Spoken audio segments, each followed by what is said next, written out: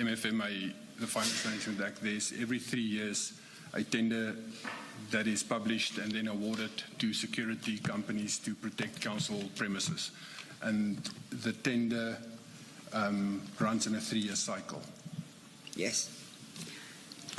Looking then at page 14, you are given in details by Brigadier Mkhwanazi regarding the engagement of entities such as Bad Boys Security. And unless it goes by another name, you can accept that according to JM 13, tendered by Chief Mapieye, that entity is not one of the 10 listed there. Do you know who Bad Boys Security is or was at the time? Bad Boy Security is a security company which I know of them. They're in Johannesburg and a little bit on the East Rand as well. I don't know further than that. I know them. It's like a private security company that I sometimes see their vehicles. And CAT VIP Security at that date and time, I didn't know them at all. I know them now. Okay, and equally so with CAT VIP Security, they don't appear on that list. Correct. They're not part of Bad Boys or CAT VIP Security is not one of the tender-approved security companies for guarding services at all. No, there is a reference as well to saturation unit. What is that? I don't know all the abbreviations. I would believe that this is a South African Police Services unit belonging to either the DPCI, TOMS, Hawk. I don't know what the saturation unit in the South African Police Services. It's not one of our units. We don't have a unit like that in Ekurhuleni Metro Police. Okay.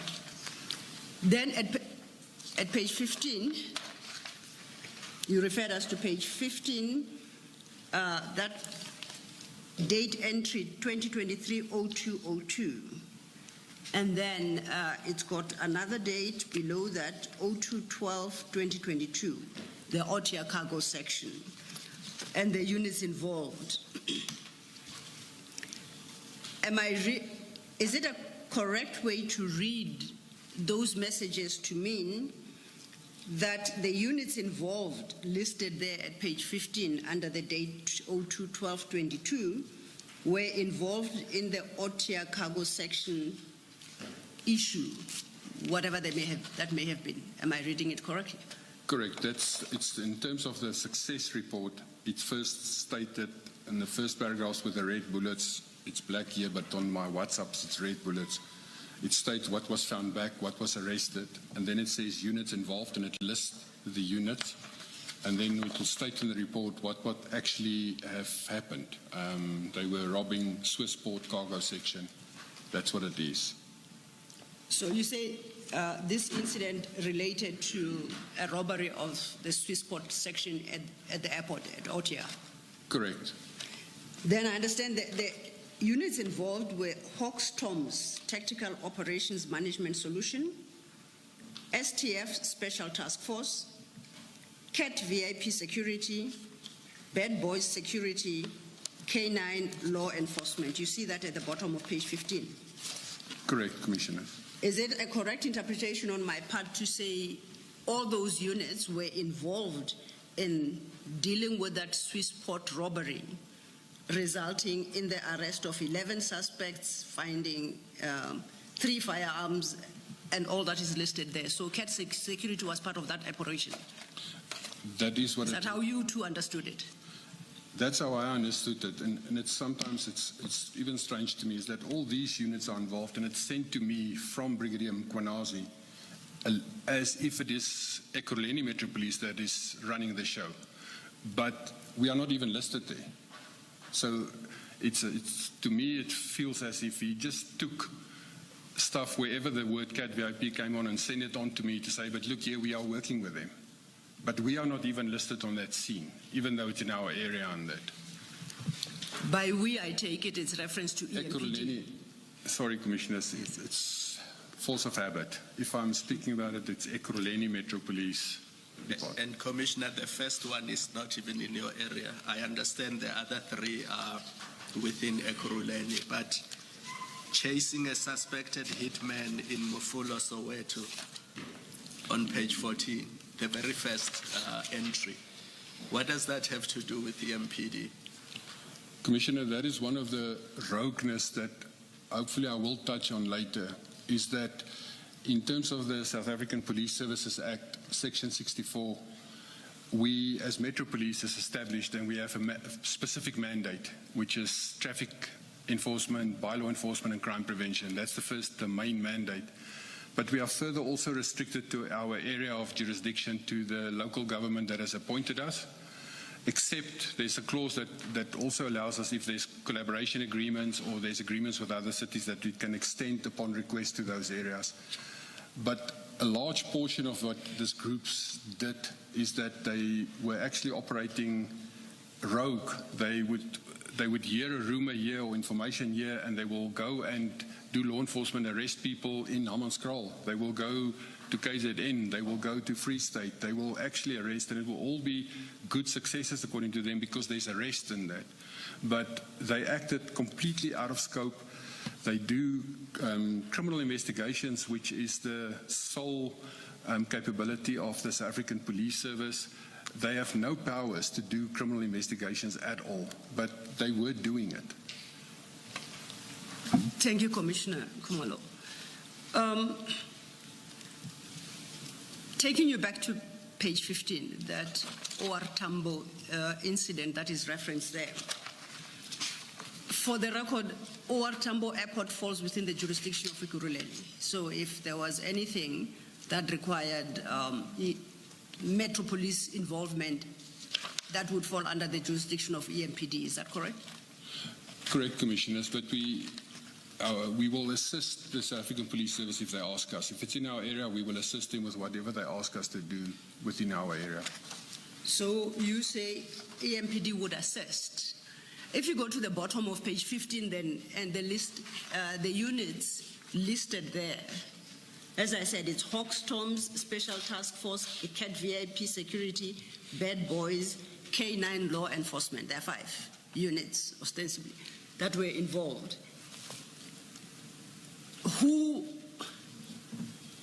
Which police service or force or unit would actually have been responsible or initiated this engagement at Otia? I'm trying to understand because I see 2 Cat VIP, Bad Boys Security, sounds like private companies. I see Hawkstorms Tactical Operation Management Solution. Then there's the Special Task Force reference and the K9 Law Enforcement referenced. Who, in your understanding, was responsible for that operation? Which of these units, if any? From my understanding, how it works is that the Hawks, the tactical operation, would actually be the one who do the operational plan and manage and control it. And the STF, if it's the South African, and I don't know if it's the South African Special Task Force, but if it is the South African Special Task Force because of the high risk involved, they would operate obviously based on the operational plan that was drawn up and managed by Hawks. And they will do the dangerous work of doing the rest and that, but the planning and everything would be resorting under the Hawks.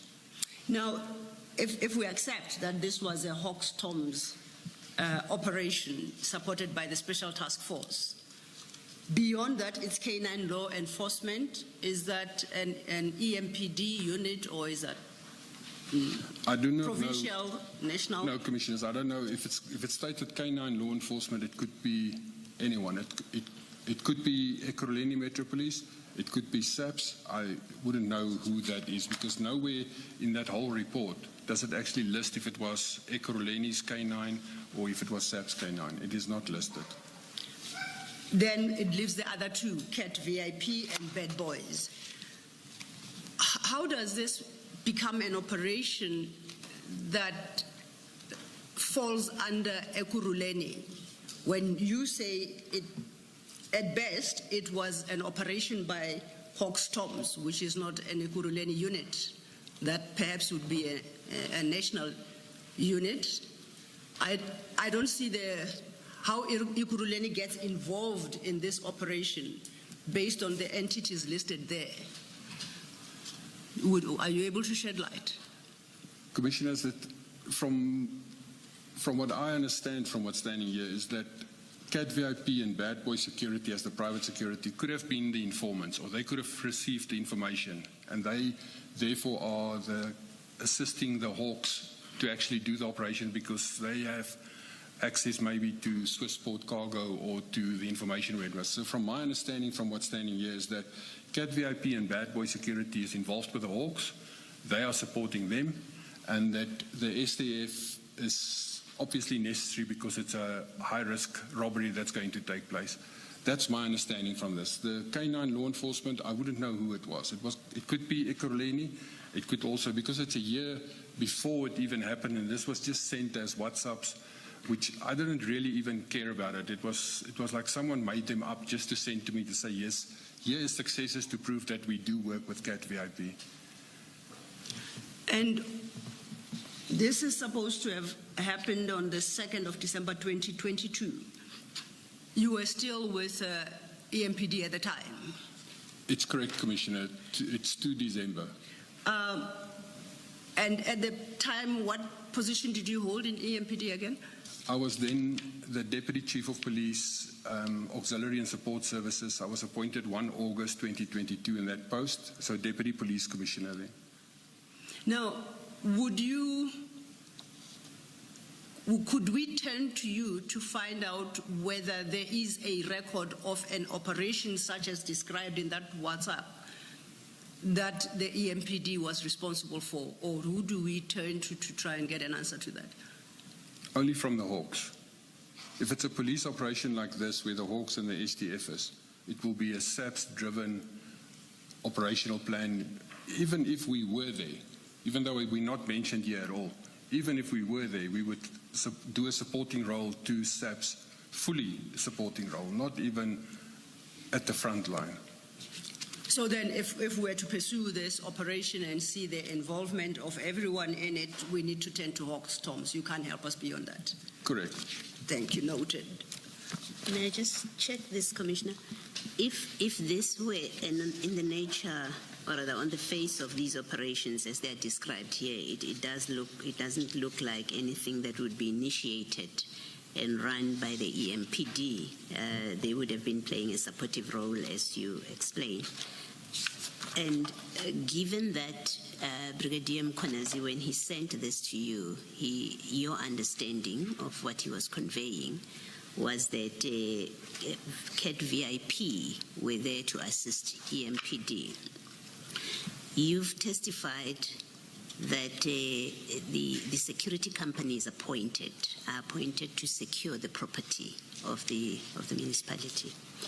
Would it have been proper and open to EMPD to invite Matala VIP, Cat VIP security into an operation where the EMPD has been asked by, let's say, the Hawks or SAPS to come and assist them? No, Commissioner, that would be completely out of bounds and out of script. No outsiders get invited into an operation where we are already, even if we are with SAPS, it just leads to leak of information, anything. So we wouldn't invite, if the SAPS and the Hawks is in charge of operation, there's an operational plan which is driven by them.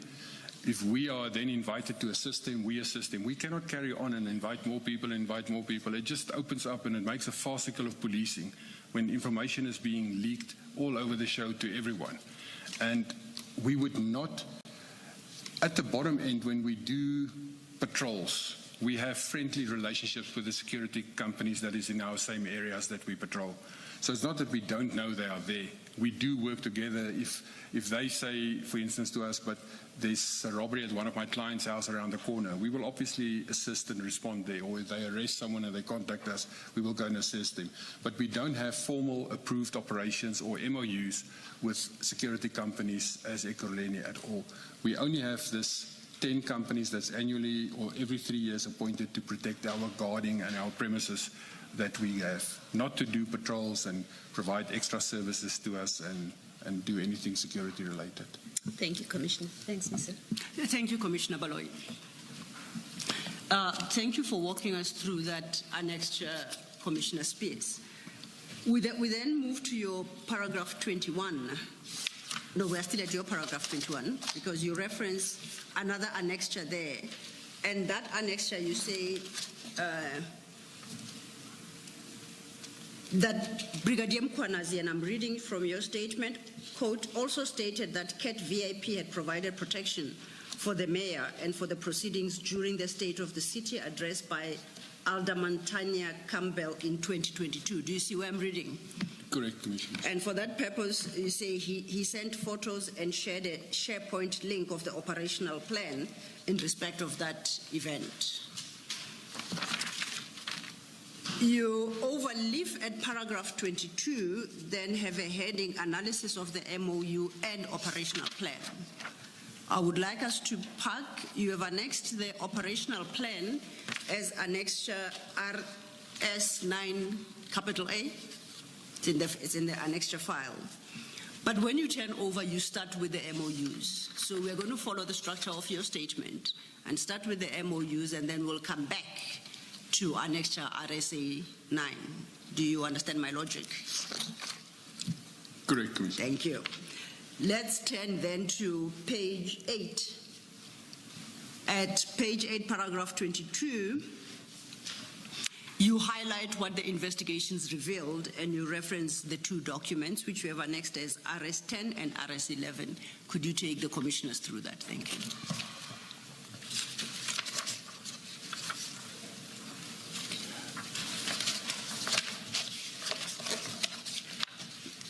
Commissioners, they were sent via email, and what is attached here too as well is the two MOUs which was drafted between the first one, which is on page 25, RS10, is listing a MOU or agreement between Medicaid 24 Emergency Medical Services and UBIS Protection Services, which is duly represented by Mike van Wyk.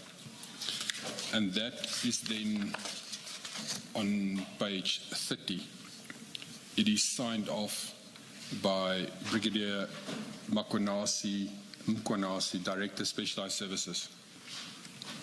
And it's as if it's dated October 2021. If you look at the date just above his signature, that says effective date, and it leaves a day open, but it's month 10 October, and 2021 is the year, and then it's got open years at the end.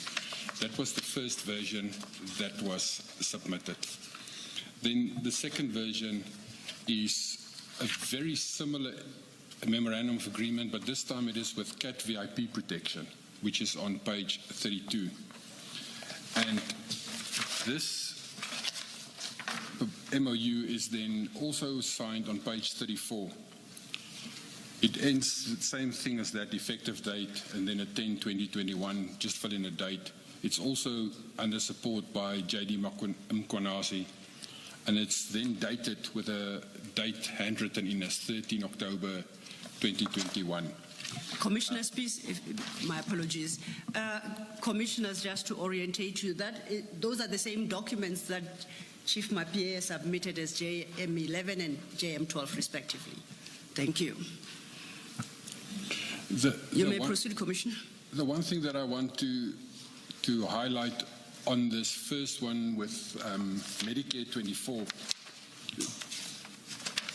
is that if on page 30, and I've actually, maybe Advocate Defensive, if we can just highlight that specific paragraph, because when we start the investigation, this paragraph jumped out at us to say, but yes, vehicles that's being registered onto our name from a private firm or security company that we will use.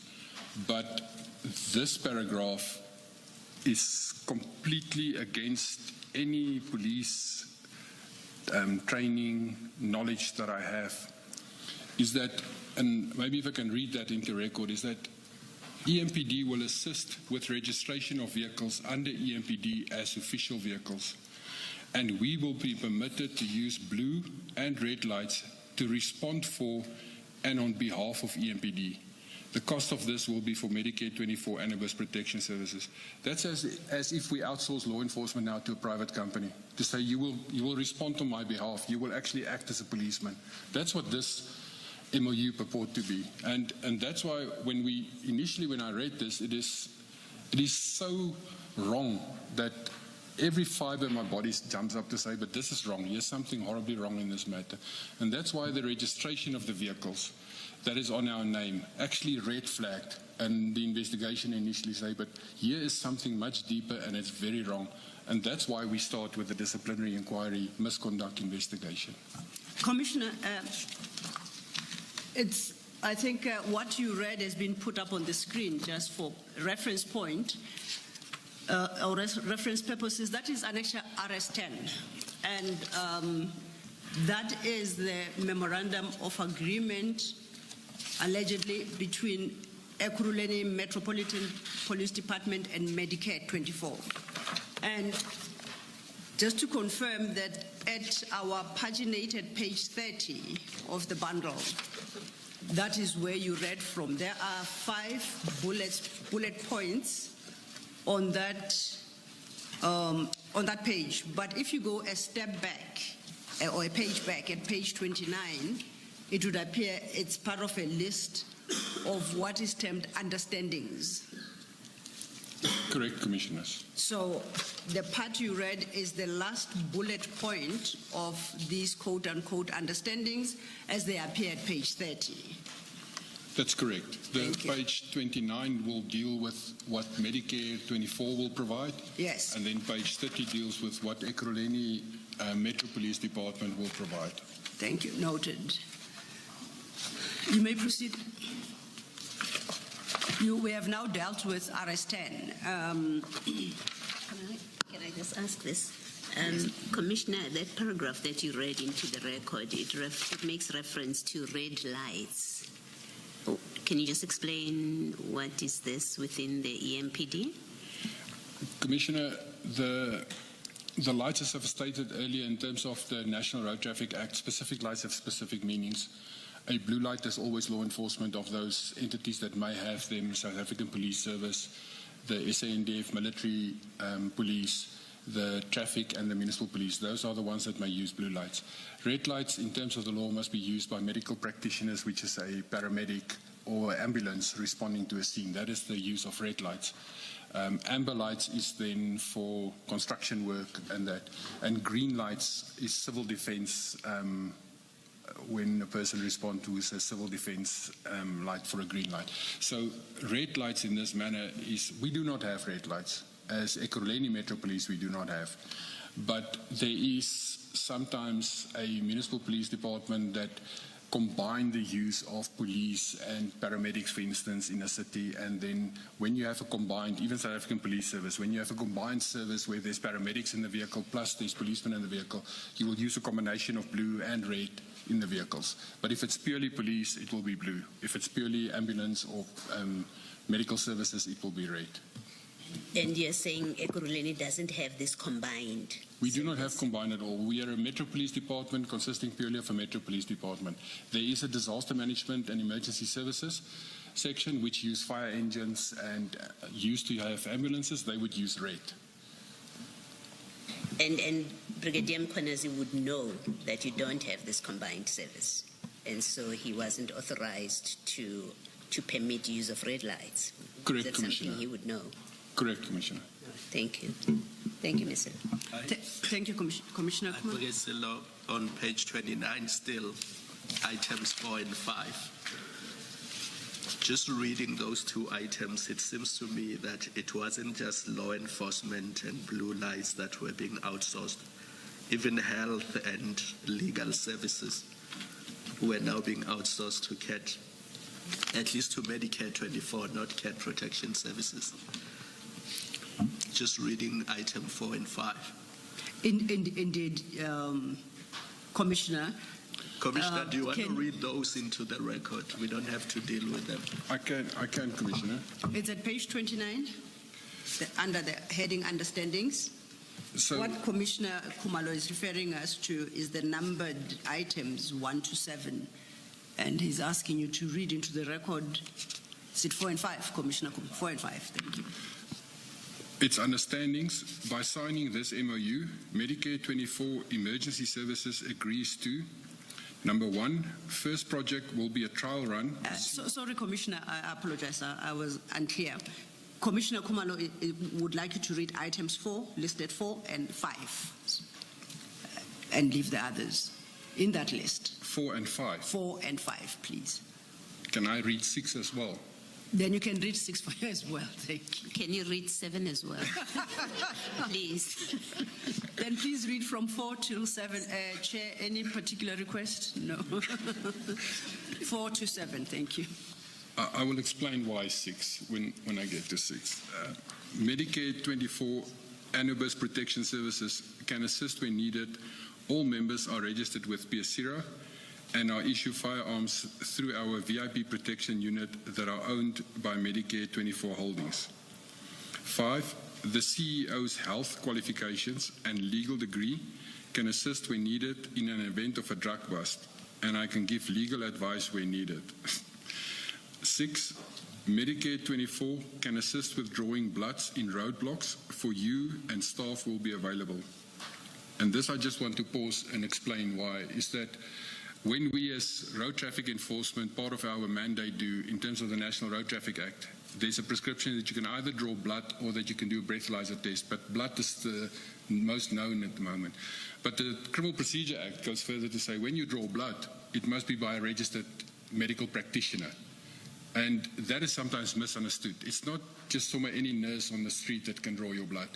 It's a registered medical practitioner, meaning it must be a doctor with with a medical qualification and registered as such, and it must be a registered nurse with a health profession. So this can assist with drawing blood. Maybe that's to hold the patient down, but you cannot draw blood if you're not, in terms of the Criminal Procedure Act, a registered medical practitioner. And then 7 is Medicare 24 can also manage your workman's compensation injuries on duty. That is also a very contentious issue because we're an employer and we're registered with the Compensation Commissioner, and the Compensation Commissioner deals with it, and we have staff on board that actually deals with our workman compensation within the department. It is not dealt with by outsiders in Ekurhuleni at all. Thank you, Commissioners. So I think it was Commissioner Baloyi who made the point that according to this document, it was Commissioner Kumalo, technically this entity was taking over all the services provided by EMPD and acting for and on behalf of EMPD if they were to be followed. Is that your sense as well? That's only if this was ever approved and signed. This will never pass a proper legal department or through a scrutiny. Did you ever get to establish, and you read this into the record on that list, item 5, I understand that the CEO, and we're talking here of Medicare 24 Emergency Services, he has got health qualifications and legal degree, and was offering to assist when required in an event of a drug bust, and she can give legal advice where needed. Did you get to know, firstly, what legal advice during a drug bust did you understand this to mean that he could provide help on? This is a laughing matter if I actually read this, and I'm looking at it from a police perspective. We are a formal city with a formal legal department, and even in terms of policies and procedures within a council, any employee, if you need legal advice, or any department, if you need legal advice, it will go through your legal department, and that legal department will give legal advice. If they're not in a position to give it for whatever reason, whatever matter, they will use contracted, proper SC or legal advice from outside. But on a scene itself, from a foreigner, from a strange person getting legal advice, that it just doesn't work like that in any law enforcement environment where we arrive on a scene and someone else from a private sector arrives there and says, let me give you legal advice. It will actually, and genuinely, if I'm there as a policeman and someone gives me legal advice on a scene, he will most probably be arrested for obstructing justice because he's interfering in my scene. Okay, point taken. That is also assuming they do hold qualifications to advise, to give legal advice, right? Yeah, that I cannot confirm. I You don't don't know if I don't Mr. know this company. If Mr. Van Wyk is a lawyer, what lawyer, and that he's a doctor, and what doctor. We don't know that. The only way, if the Medicare 24 and this person, Mike Van Wyk, the only way I know about him is rumors that he used to work for Boksburg Traffic Department in the paramedic health environment very, very long ago, before we became even a city. I don't know if he in the meantime studied and became a lawyer or anything. I just don't know him at all. Thank you. But it would appear not only a lawyer, he's got health qualifications. I don't know if I'm assuming too much that it is he qualified as a doctor and then he's got legal qualifications. So we take it at face value. We would accept that he is a highly qualified person. Yeah, but I don't know that, I Commissioner. know. Thank you. Moving then to the next MOU, you deal with that again at paragraph 22.3, and that is RS11. Is there anything in particular you'd like to draw the Commissioner's attention to, insofar as that particular MOU is concerned? This MOU differs just that it is with CAT VIP security, which I've never heard before.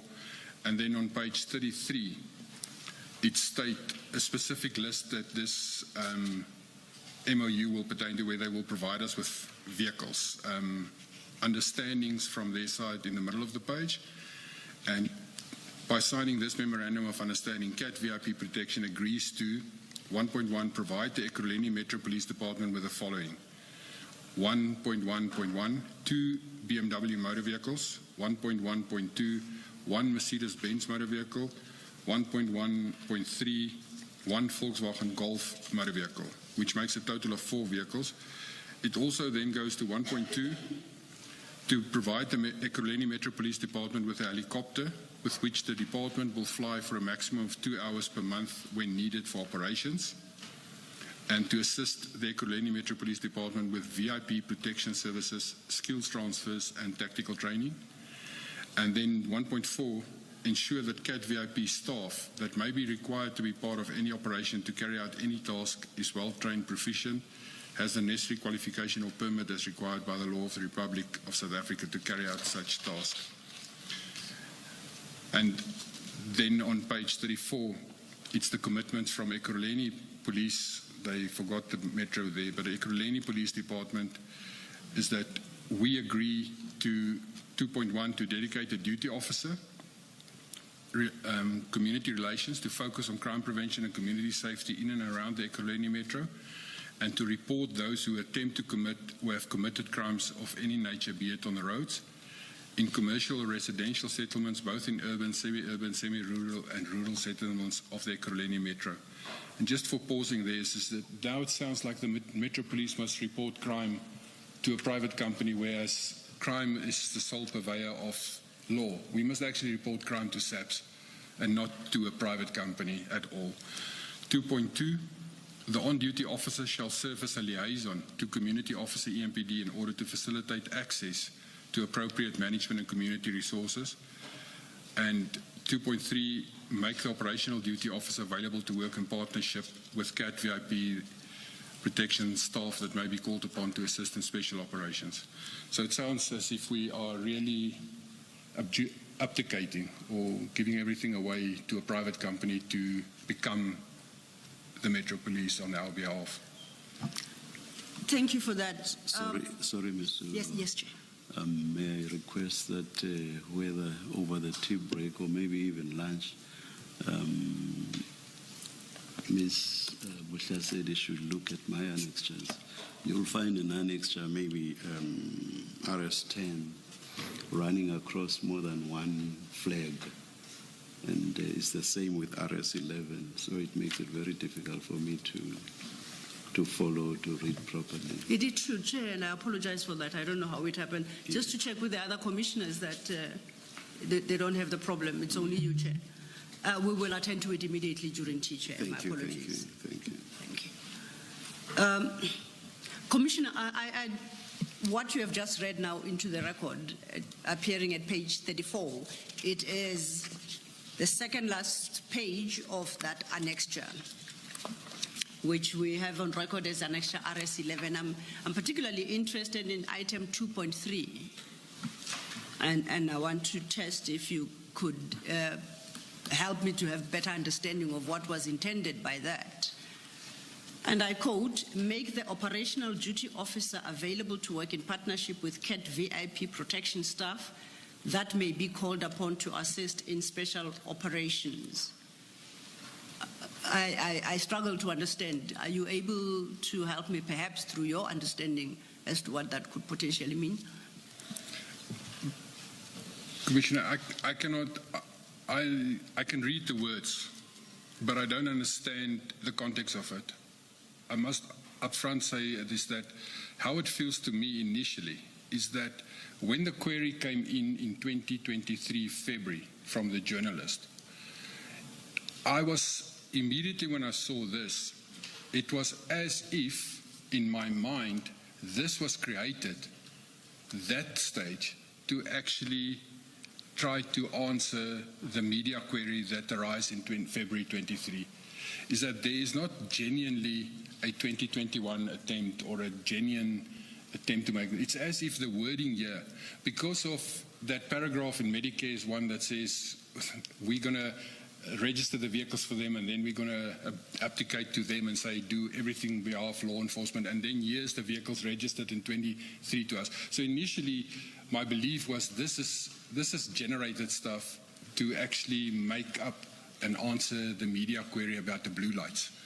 But obviously in hindsight, I've also seen, but there have been, these MOUs have been in existence for a long period before the time, but it has been drafted and drawn up by, in my mind, and it's, sometimes I shouldn't say it, but it's illiterate people that doesn't know how to type MOUs. It's completely wrong. Everything in here, the wording, the intention, based even from the letter when you started to say endless working relationship, this is all as if it is children drafting stuff and we're going to get to adults that can actually look at it and make it better. And one can see from the document that it must have been drafted by Mr. Van Wyk, because he sometimes forgets to refer to CAT, what security, CAT VIP is, and he says I.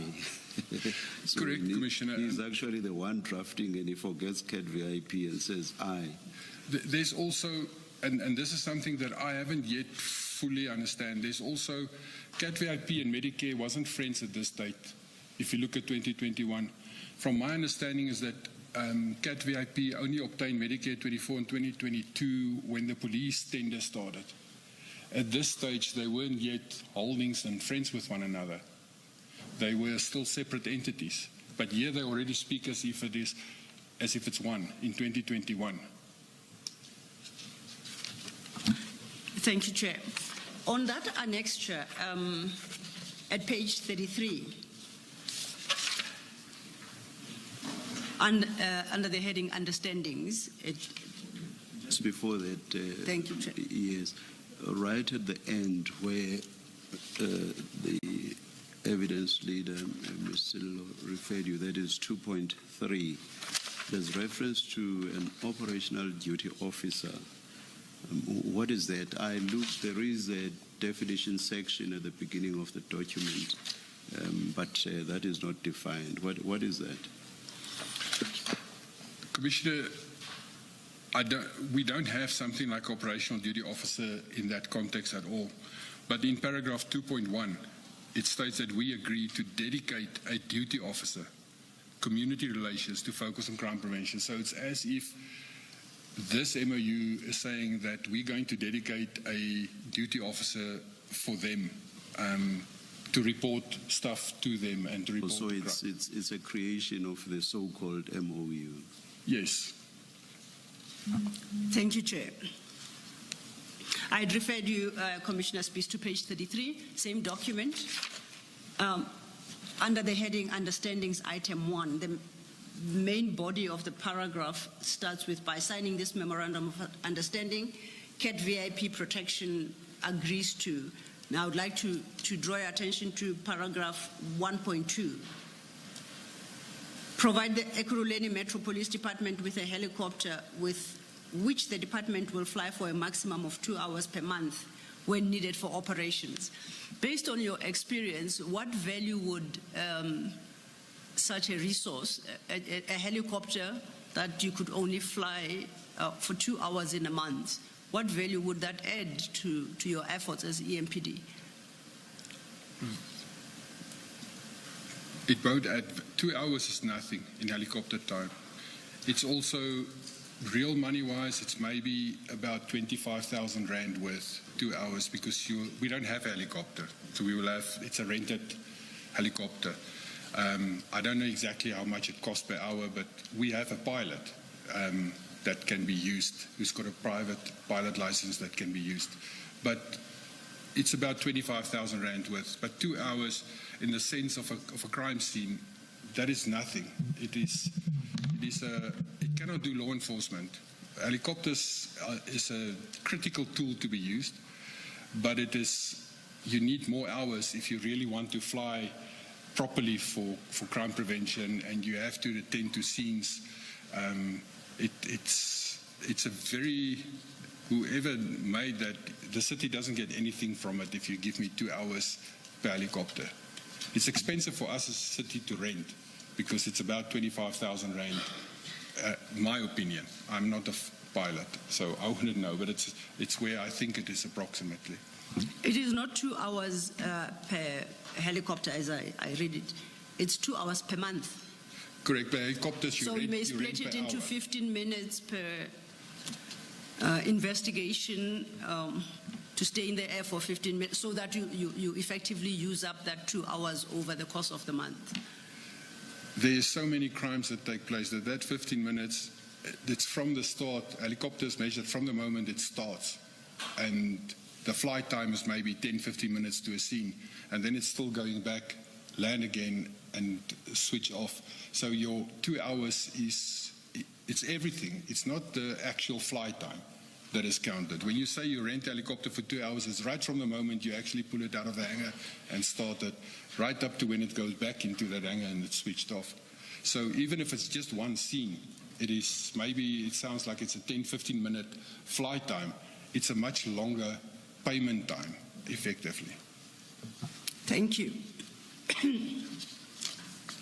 I move then to your paragraph 25 at page... Sorry, Mr. Dla, before you do yes, that, Commissioner. now that you're moving away from the same page 33, in the top paragraph, right at the top of the page, 1, 2, 3, line 4, maybe let me start at the beginning of that sentence. In line 2, it says, further, the agreement shall assist the Ekurhuleni Metro Police Department to achieve its crime prevention targets, possible police visibility and safety of citizens, as CAT VIP will donate motor vehicles, we've discussed that, to the EMPD, and this is the part, provide their staff with skills transfer and tactical training.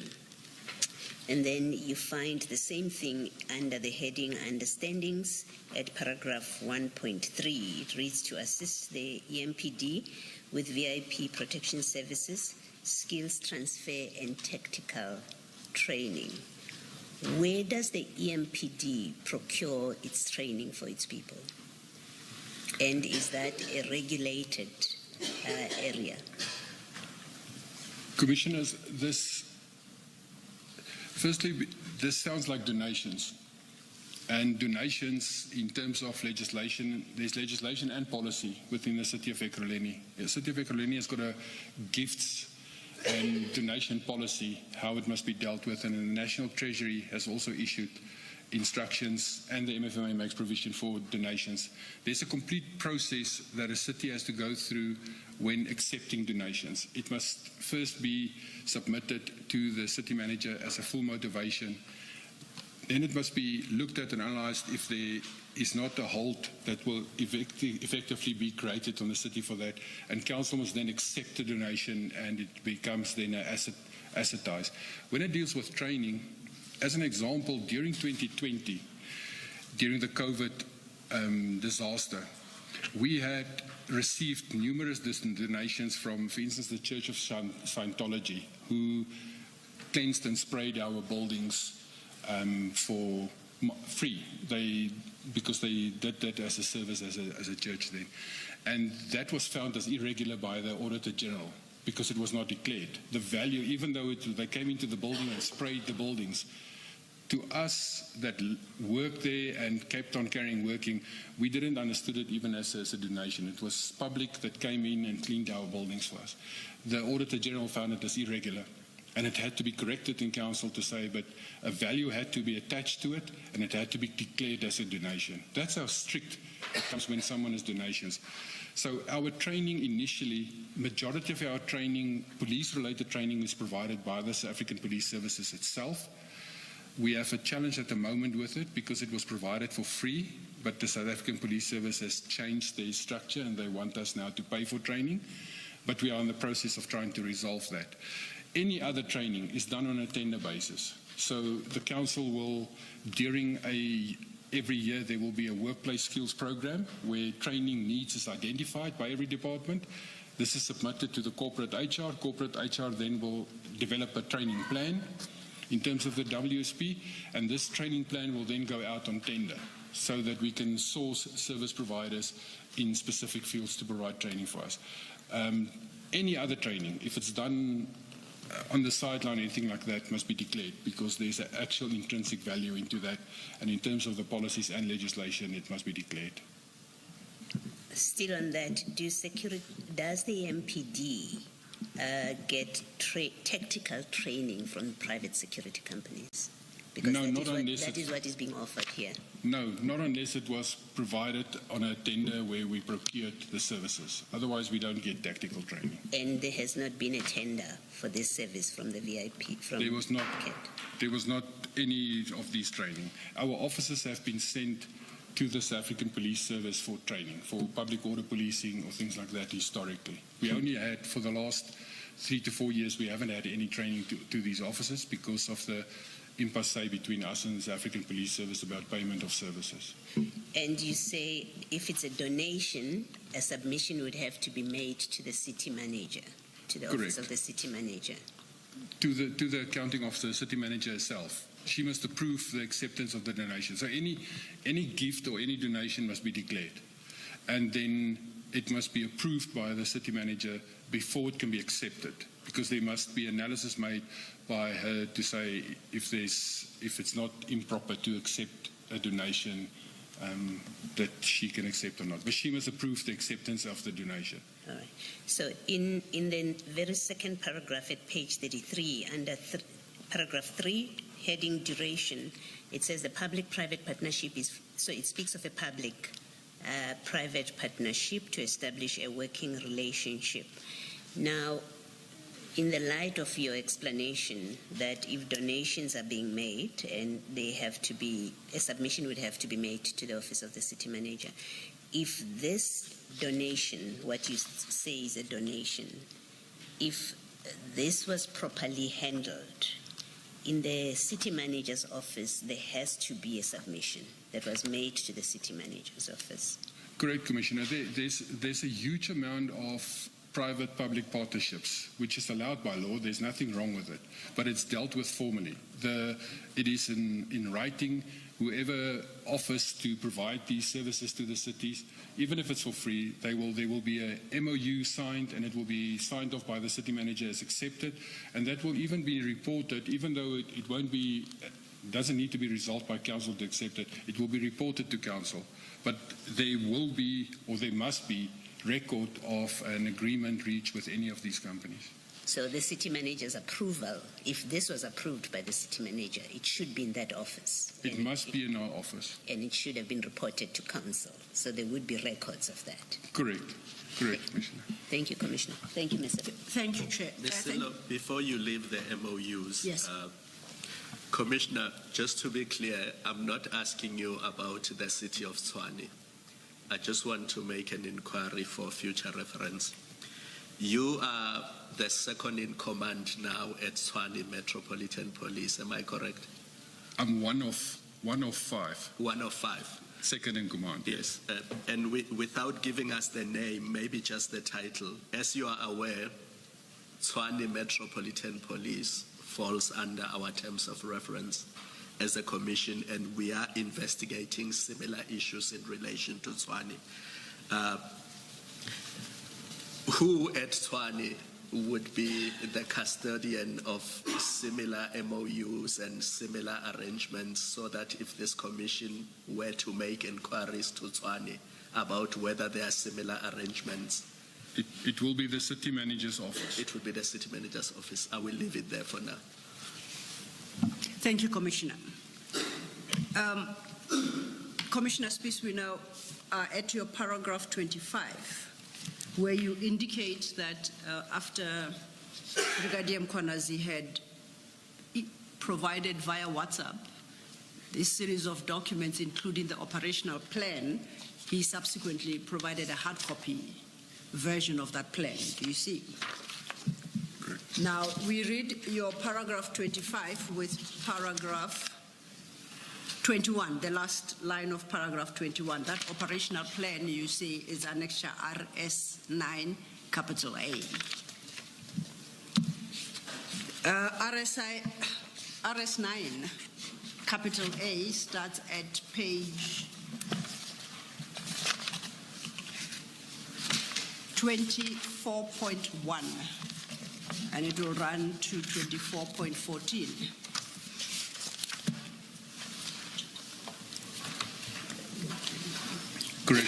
Correct, Commissioner. And you make the following statement in paragraph 25. Upon inspection, I immediately noted that the plan appeared to have been altered and misrepresented. Then you say observations included, and overleaf you then lists those observations. Could you take the commissioners through the observations you made? Thank you. Commissioners, so from the original, this is obviously now a copy of a copy of a copy eventually, but the original is still in the dossier, which is kept at Bihari's office, hopefully in the City of Ekurhuleni Legal Department. On that original, the page 1 and page 2 and page 3 had, on the right-hand side, they had smudges from a printer cartridge, like if you print on a dot matrix, not a dot matrix, a inkjet printer. The cartridge has got a filthy roller that actually smudge and makes smudge marks there. And then the middle pages up to page 9 had a clean pages with no smudges whatsoever. And then the following pages again had smudges on that page. So it's as if someone has inserted and replaced the middle portion of the operational plan. Then, Commissioner, may I request that perhaps you take us issue by issue, the smudges. Please refer us to a specific page, and you talk to the smudges and where they are to be located. Thank you. And Commissioner, when you say page 1, page 9, and so on, are you referring to the pages that say 1 of 14, 9 of 14? Or correct, Commissioner. Please refer to the page numbers at the top. So page 1 of 14 of the document, but indicated in the record as 24.1. Thank you.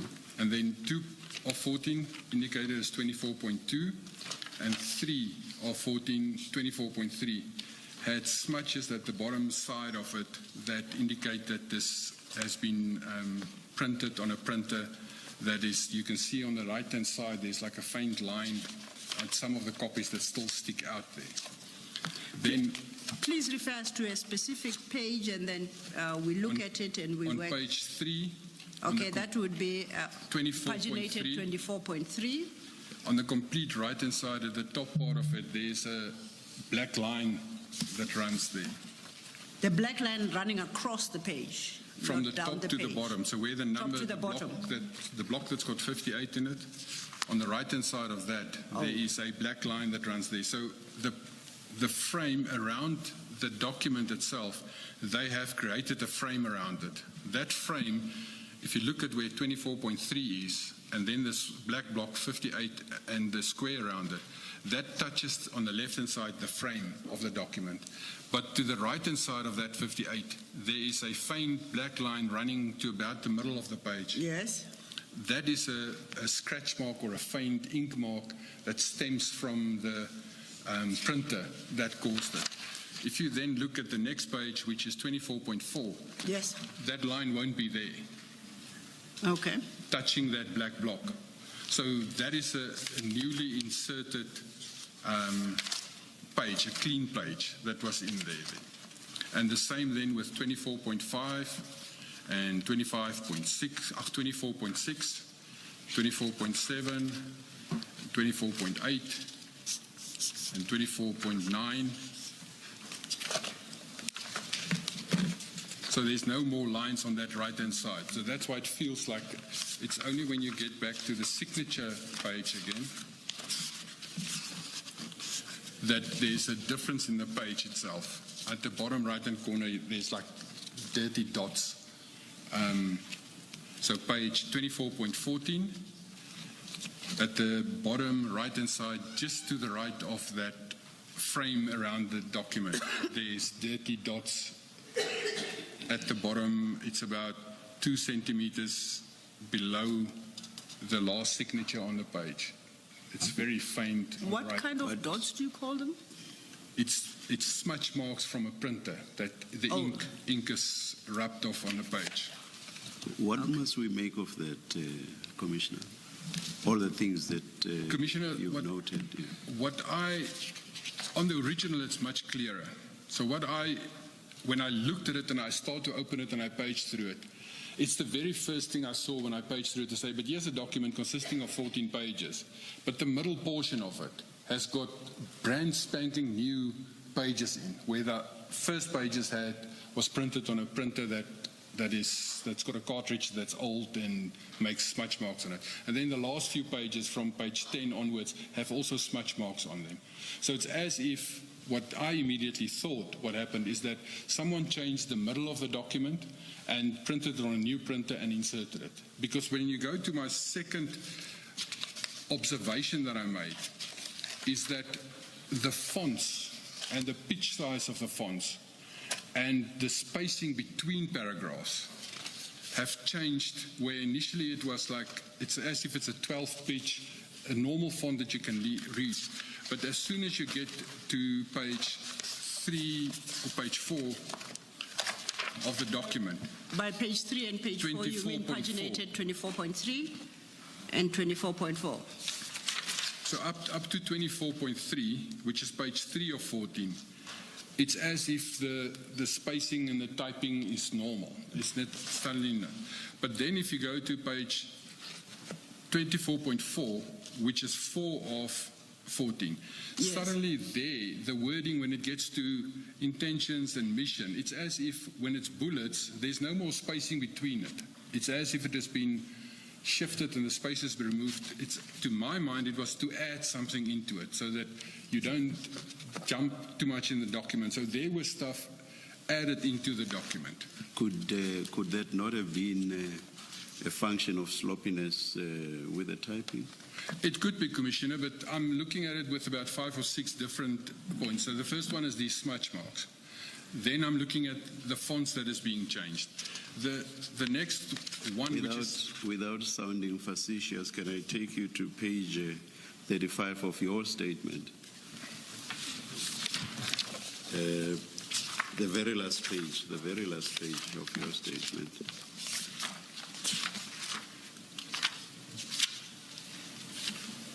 Look at the font above the heading conclusion and look at the font below that same heading conclusion.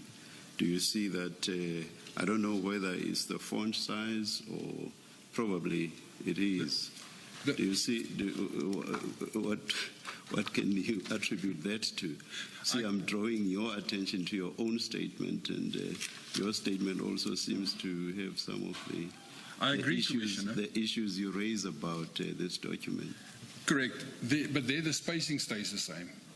But the font does change there. So it could be sloppiness on my side, which I will accept on that. But in total, when you look at everything that I'm mentioning about this operational plan. This is not the only thing that I based it on, Yes, yes. what I'm saying, why I feel something was changed.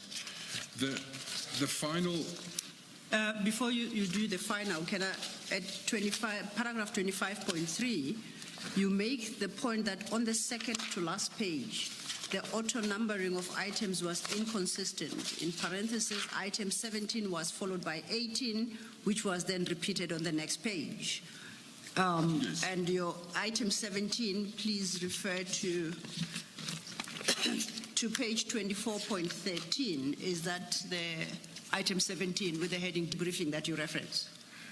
correct, Commissioner. So Can you deal with that aspect? if you go to page 24.13, which is page 13 or 14, and this added to the fact that I'm saying something has been removed and the spacing has been removed, because point 17, debriefing, and then a bullet that says the debriefing will take place immediately after the operation by the operational commanders, full stop.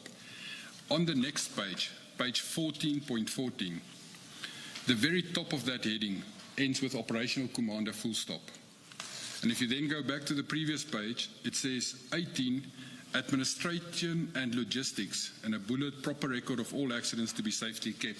And you go back to the signature page, point 18 is again the same. So it's as if someone, and that's what I'm analyzing it as, is if someone has made it smaller to scrunch it, not understanding, and then they took the last page of a previous operation plan, they photostated and fitted this photostat plan to it. Because the reason I say photostat as well is that when you sign a document with a pen, and especially Commissioner Mappier, he signs very strange to me. He takes a pen with a very sharp point and he pushes it about through the paper and he signs very slow in that. So if you feel at the back of a page, the imprint of his signature is always there. And he also, when he signs documents, he normally signs and write the date.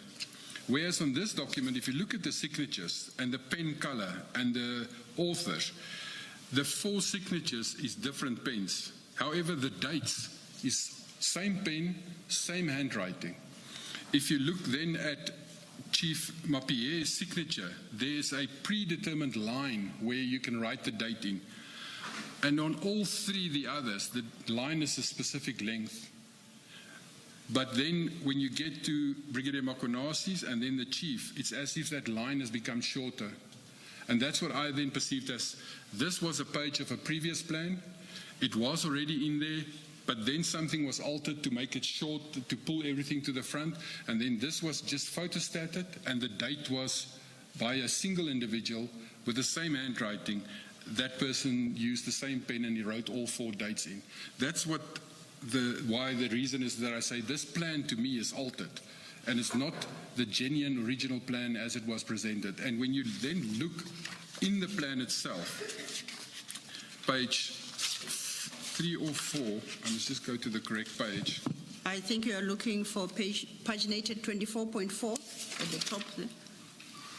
On page 24.4, in the middle where it states mission, 2-point mission, to prevent and combat crime that may threaten the safety and security of any community.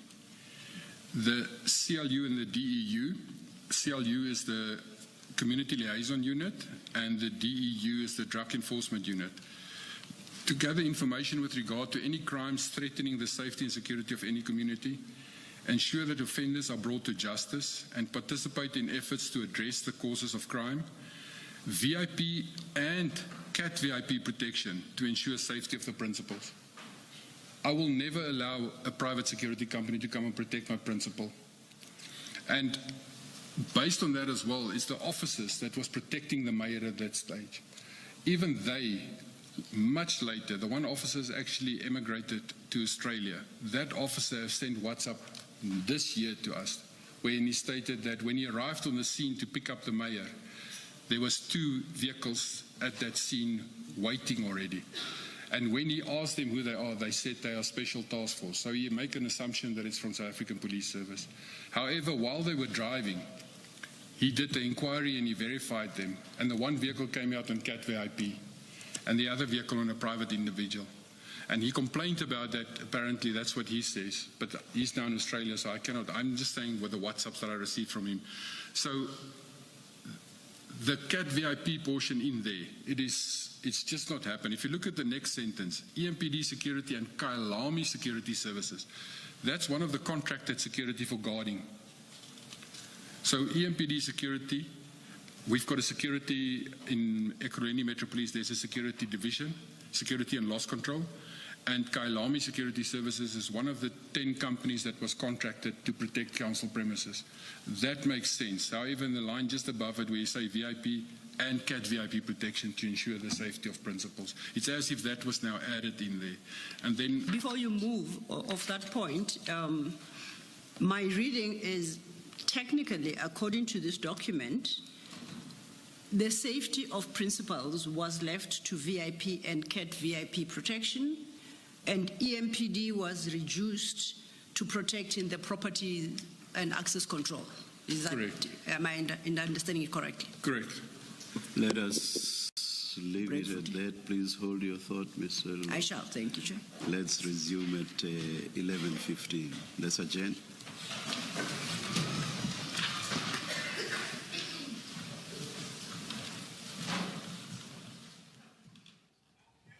All right, those are proceedings that we continue to follow there at the Madlanga Commission, where fresh evidence continues to emerge there in the form of the retired EMPD chief, Revo Spies there, who continues to give evidence and talks of everything that has happened during his tenure there at EMPD.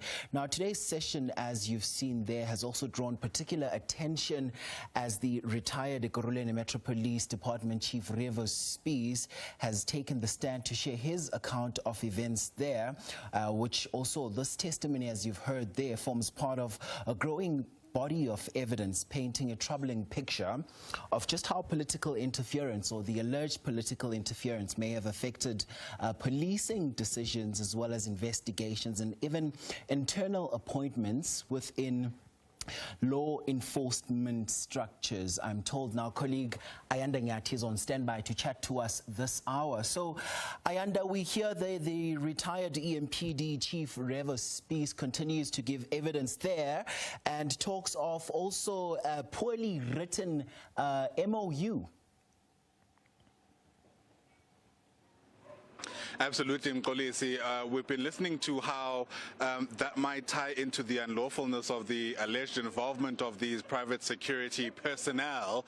Part of what Revo Spies is trying to do, I suppose, is construct some kind of case about how the documents that were meant to legitimize their involvement in the operations of the EMPD look tampered with. And I think, the chairperson is not taking it at face value, because he's challenged him on several grounds insofar as his own statements and the supposed formats that were used in the filing of that statement. But we'll get to that in just a moment. Kenny Mapanga, of course, is with us once again, listening into that, Kenny.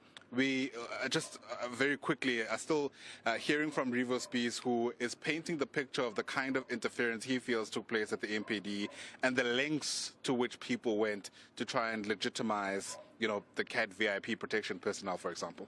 Well, now we're seeing the importance of the suspended police chief articulating the differences between the SAPS and the Metro Police and the kind of powers that he enjoys, because we're now seeing through the evidence of Spaces that there was a complete disregard for that boundary, and there was a complete intrusion on the SAPS powers and mandates by these private units, together with the Tom's Hawks, we're hearing allegedly, and the EMPD. It's quite interesting to hear the Tom's Hawks name come up again, because we know that that was mentioned during the Lieutenant General Kumalo's intelligence vault, as I like to call it, of investigations, and he stated that the Tom's officials allegedly work with these criminal syndicates. So it is now becoming quite interesting to hear that even in the lower level of Ekurhuleni Metro Police, that the Tom's officials were allegedly roping them in to operations which they had no business or legal business trying to conduct in the first place, because we know that the scope and the mandate and the powers of Metro Police is quite limited with reference to SAPS Tim Davie and Deborah Turners stood down after a leaked internal memo criticized the BBC's documentary for an edit implying Trump had explicitly encouraged the Capitol Hill riots in January 2021. The BBC's David Salato has more details. After a week of headlines, a series of Sunday night statements announcing that both the Director General and the Chief Executive of BBC News are resigning. The reason?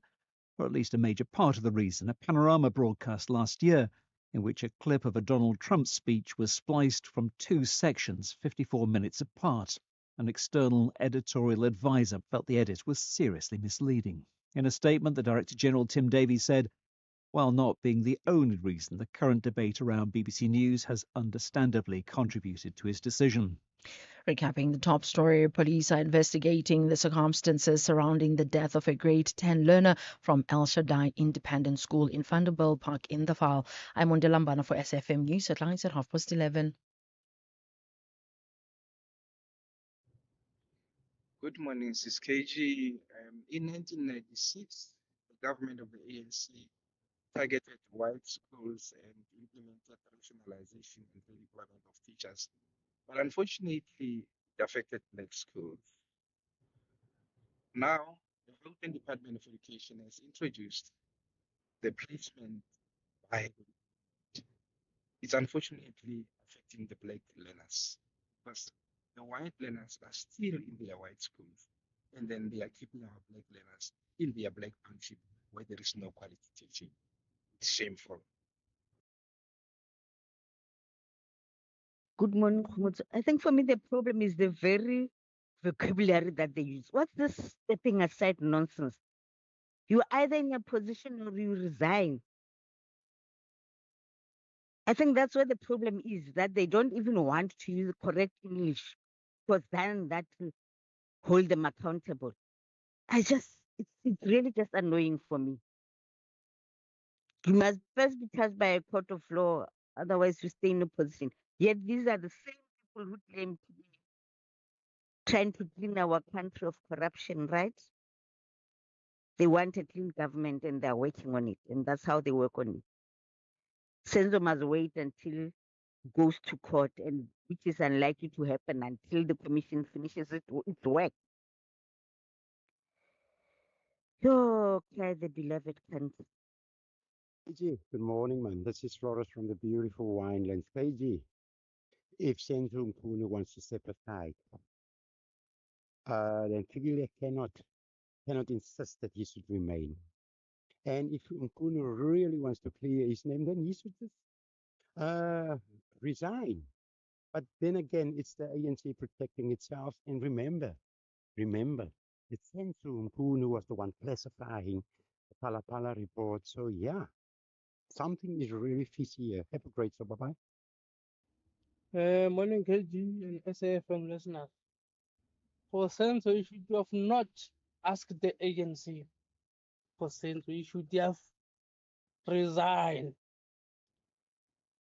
and notified the ANC that he has resigned. That's what he was supposed to do. He was not supposed to ask. No, he was not.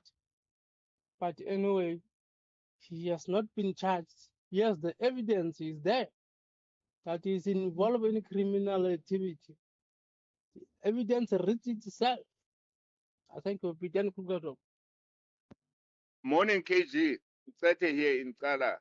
KG, concerning the fact-finding missions by these commissions, South Africa's capture is what we've been crying about all these years as country-loving South Africans.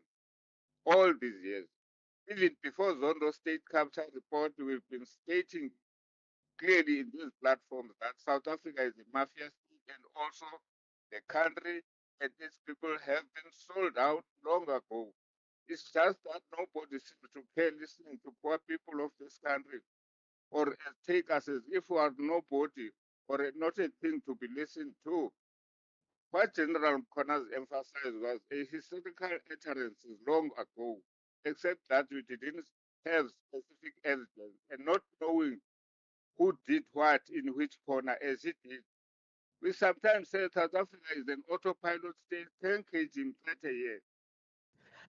KG, How's it? Good morning. This is Tato from Bloemfontein. So you mentioned a very important thing where you said what standard us as the people need to have for holding politicians into account. The ANC has done something very, very good for themselves, not for us, for themselves. They made sure that most of the population, and I'm talking about the black populace here, poor ones, are kept at that state so that when you are hungry, you always think about feeding your stomach, nothing else. So those people don't even question what's happening at that level. They just worry about where they're going to get their next meal, and all they know is that no, the ANC gives us 350s. That's all. So they kept them at that state, make sure that they are kept in power by the same people that they are suppressing. Thank you. Morning, AG and the listeners. That's Molanyana. It is what they are protecting. They will never allow Mr. Kunu to be alone, isolated there in his Tananike. They know he will defeat most of them. Now they are protecting to say he must not step aside. While it is their own thing to step aside if you have what Mr. himself, which is I don't love school. I don't love trying to learn like everyone else learns and falling behind when I don't understand. But I do love learning. I do love working to my own schedule and getting the support when I need extra help. I do love UCT Online High School because I do love my future. Apply online before 28 November. All right, South Africa, listen up. Ready to save? Here's the number you need to know. 622. Budget insurance brings savings to you. Remember this number. It's easy to do. 622. That's right. Save up to 622 Rand per month when you switch to Budget today. Switch now at budgetinsurance.co.za. Budget is a licensed non-life insurer and FSP. T's and C's online. Savings based on 2025 independent research. The official insurer for good South Africans. Tundi has nightmares that her new beautiful ride has been stolen. She posts about it on socials, but she doesn't even have enough followers to make it go viral. Ever since she switched to Santam and got theft and hijacking plus cover from as little as 350 Rand per month, she's been sleeping like a baby. Because the kind of freedom Santam gives you takes some getting used to. SMS cover to 41689 or call 0860 444 444. T's and C's online. Santam, this is freedom. Santam is an authorized FSP, a licensed non-life insurer and controlling company for its group companies. The wait is over. The Radio 2000 Iyufendala Summer Experience 2025 is spreading nationwide. We kick off in Soweto at the Sofeng on November 29th. Then to the new Northwest at Legacy on the Dam, December 6th. Next, the new KZN in Umlazi at Max Lifestyle, December 20th. Then Shafzar, Legas in Bombela on the 27th. It all builds to the grand finale. The Iyufendala New Year's Experience. Midrand at Ethiopia on December 31st. One epic summer tour. Stay locked to Radio 2000. All music, your memories.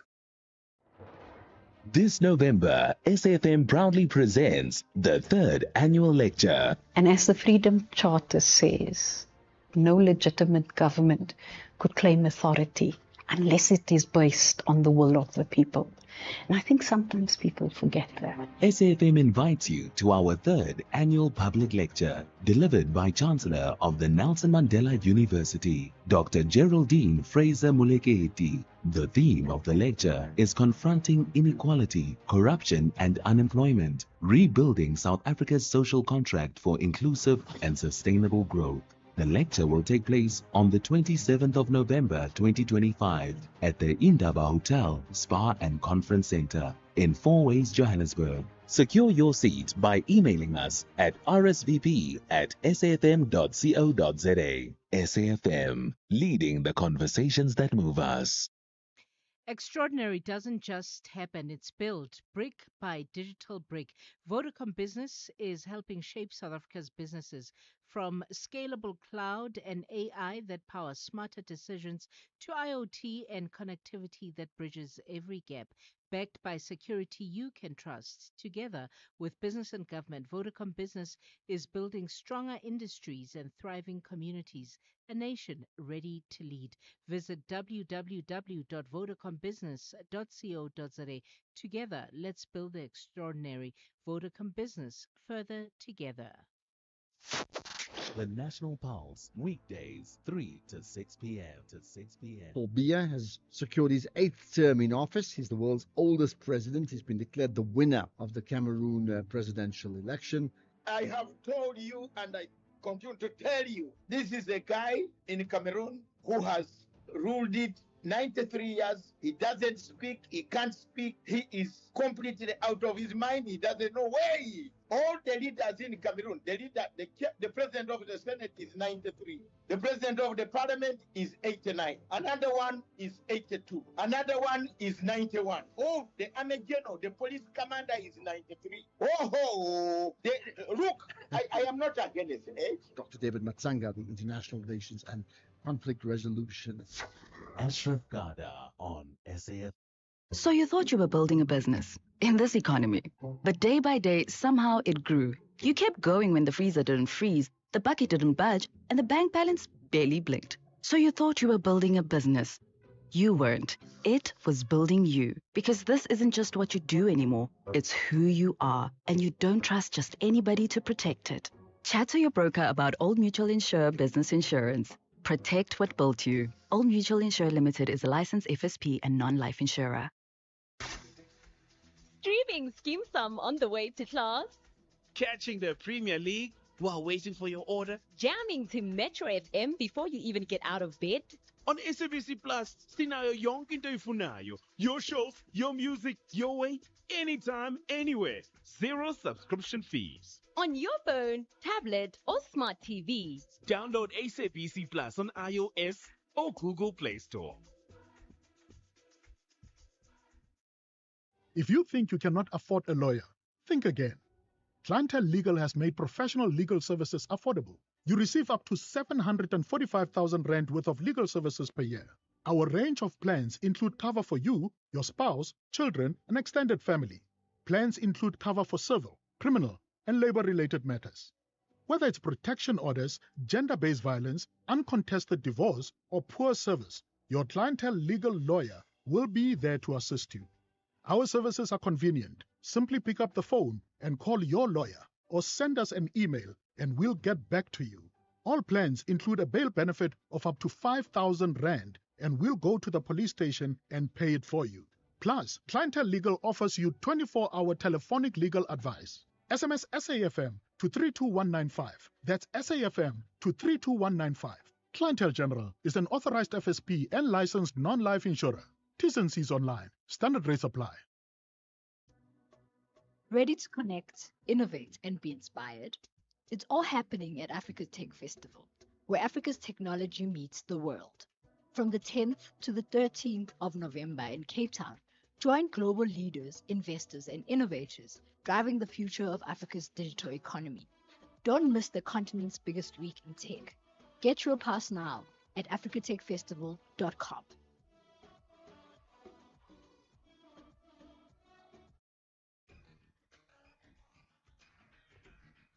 The Talking Point on SAFM. Weekdays, 9 a.m. till midday.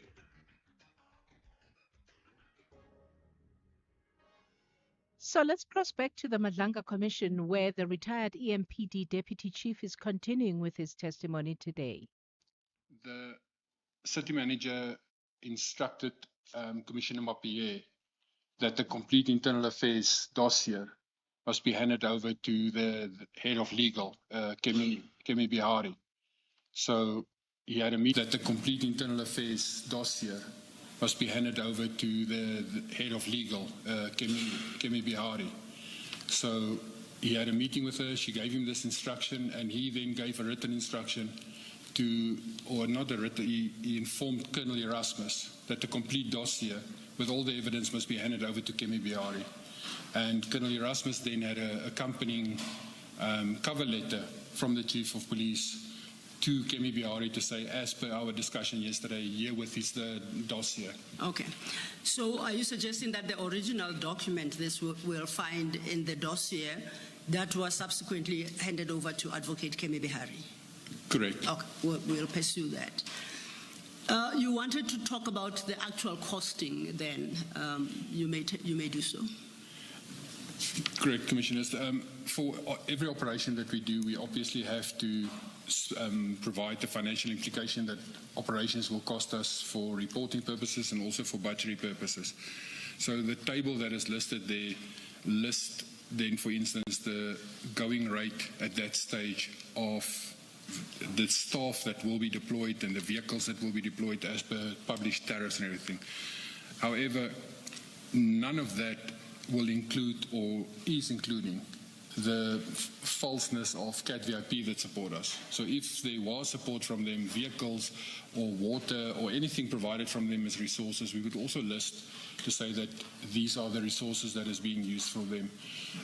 It becomes massively critical, as you would obviously know from previous operations that went skew, and there's commissions of inquiry into those operations, is that every single thing at that operation must be listed. What's going to be used, what is used, if there was ammunition used, if there was firearms used, everything has to be listed in an operational plan. Unless it was a donation, but it would have no cost implications to the metro if it was a donation. If there was a donation, Commissioner, then the subsequent MOU, or in terms of what the donation is, there must be a formal declaration of this was received and this was accepted as a donation. Donations, you cannot just take donations. You have to formally accept donations and manage formally donations. We live in a government environment which is highly regulated. So are you suggesting, and should I understand you to mean, that somewhere in this plan there should have been a portion as regarding the costing of the CAT VIP services? And if it's a donation, then it would indicate that there are no cost implications for the EMPD, or that the cost is recoverable from the EMPD. Am I understanding you correctly? Correct, Commissioner. Thank you. I'm looking at, or rather, against vehicles and below that armored vehicle. I see that above those, the number of hours are indicated. But against these two items, vehicles and armored vehicle, no hours are indicated. I know it's not your document. Weren't hours supposed to be indicated there as well?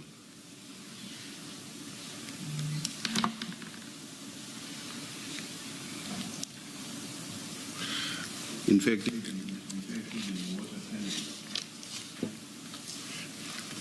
correct, Commissioner. It's correct that next to the armored vehicle and the water cannon there is no rate per hour and number of vehicles. The reason for that is that the water cannon, the armored vehicle, all our specialized vehicles doesn't have tariffs published for them to be used, because they are deployed at specific scenes, and it's never used as a vehicle doing normal performance. They are specialized vehicles and they're used per situation. So they're not published, but normal vehicles have tariffs related to them. And it comes closer to when the public, for instance, wants to make use of our services, for instance, an escort for a funeral or a sports event where we will provide traffic control. The sports organizer have to pay for the services, and that cost is then for the vehicle that's going to be deployed and the officers that will be there per hour. However, the specialized services, the armored troop carriers or the water cannon, that is not costed, because we do not rent that out for services to the public that we provide to them. Can you explain then how the three figures in respect of those three vehicles are arrived at? The 36,850 rand, the 1,100 rand, the 550 rand. If you don't have, for example, an hourly rate, how do you get to those figures on the extreme right? The 550 is the rate per normal hour. So they most probably they're sloppy or doesn't know how to type it, but it is 67 vehicles with time 550, and I really hope that would come to 36,850. My math is not that quick. All right, thank you, Commissioner. Thank you, Chair. That then should bring us to the conclusion of your comments on this document. Is there anything perhaps that we may have overlooked you want to draw the Commissioner's attention to? Maybe before you do that, Commissioner Spears, let me just clarify two questions. The one at 24, in fact, it starts at page 24.3, and it is under the heading activities, somewhere in the middle of the page. You see that? 24.3, 1.1 activities. Yeah. Correct, Commissioner. Yes, and then it's a repeated 1.1. The first 1.1 is orientation in capital letters, and then there's another 1.1, which is activities, and then 111 before. The second entry, it says order of proceedings, that's a heading. And then the two entries there. The one is on-duty parade and briefing by operational commanders. And then the second one is deployment at ORTGP and the initial point, as well as all identified key points. This second part is repeated where it says deployment at ORTGP in some form. If you go to 2410, and then you've got 10.2, and then you've got 11, which is coordination in the middle of the page. You see that? Correct, Commissioner. And then it says parade of members at ORTGP at 6 hours in the morning. And then a clear line of command and control should be established, all commanders. The security companies, CAT VIP, and the Kyalami that you say is one of the appointed security companies. Am I correct that they would have been at these briefings in the morning if they are part of the operation? They should have been there. Correct, Commissioner. Okay. And there would be a record somewhere of who was present in the morning at the parade. So if CAT VIP were there, the record of this deployment in the morning would reflect the participants in that. Correct, Commissioner. If there should have been a parade, and at the parade people would sign on, and there would be occurrence book entries, and everyone that signed on would then be mentioned in the occurrence books. So somewhere there must be a record of this in this. Correct, Commissioner. All right. Now, the preceding this plan, this if we take it at face value, it is the plan that was approved. Before this plan is finalized and approved, what would have been the process and who would have participated in the discussions? I'm assuming there are meetings where stakeholders or role players, different role players are present, and which culminates in this plan. If I'm correct in that, who would have participated? And maybe just explain how it works, in fact. Commissioner, because it is a State of the City address, the responsibility would fall in the division operations and specialized services, and specifically in the directorate or the specialized services section. They would be overall, because it is dealing with the security at the OR, and the name is for the Germiston Administrative Head Office of City of Ekurhuleni as OR Tambo Administrative Precinct. So that is where the ORTGP comes from. It's the Germiston Head Office where the city's head office is.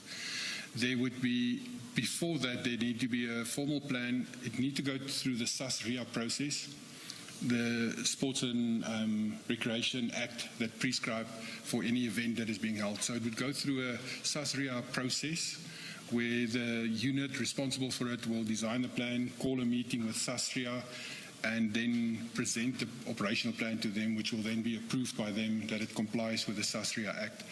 And then it will go from that unit. Now, in this case, from the signature basis, it was drafted or signed first as recommended as then Lieutenant Colonel Kimba, Kebesile Kimba. She would have signed off as that, and then it will go to the director, which is Brigadier Mkwanazi. It will then go to his divisional head, which is Deputy Chief Goodman Mazolo, and then ultimately the chief would sign off it. The moment the chief has signed off that it is an approved plan, it went through all the structures, it will then go back to the unit to be kept on at the JOC, which is the Joint Operations Center at the venue itself where the event is. It will be kept at the JOC as approval so they can, from this plan, record and make everything in the OBs as it happens. And then after the JOC and the event is finished, there will be a debriefing session where these documents and the OBs will then be archived and stored at the unit itself. So it will be at the Specialized Services region where the documents will be.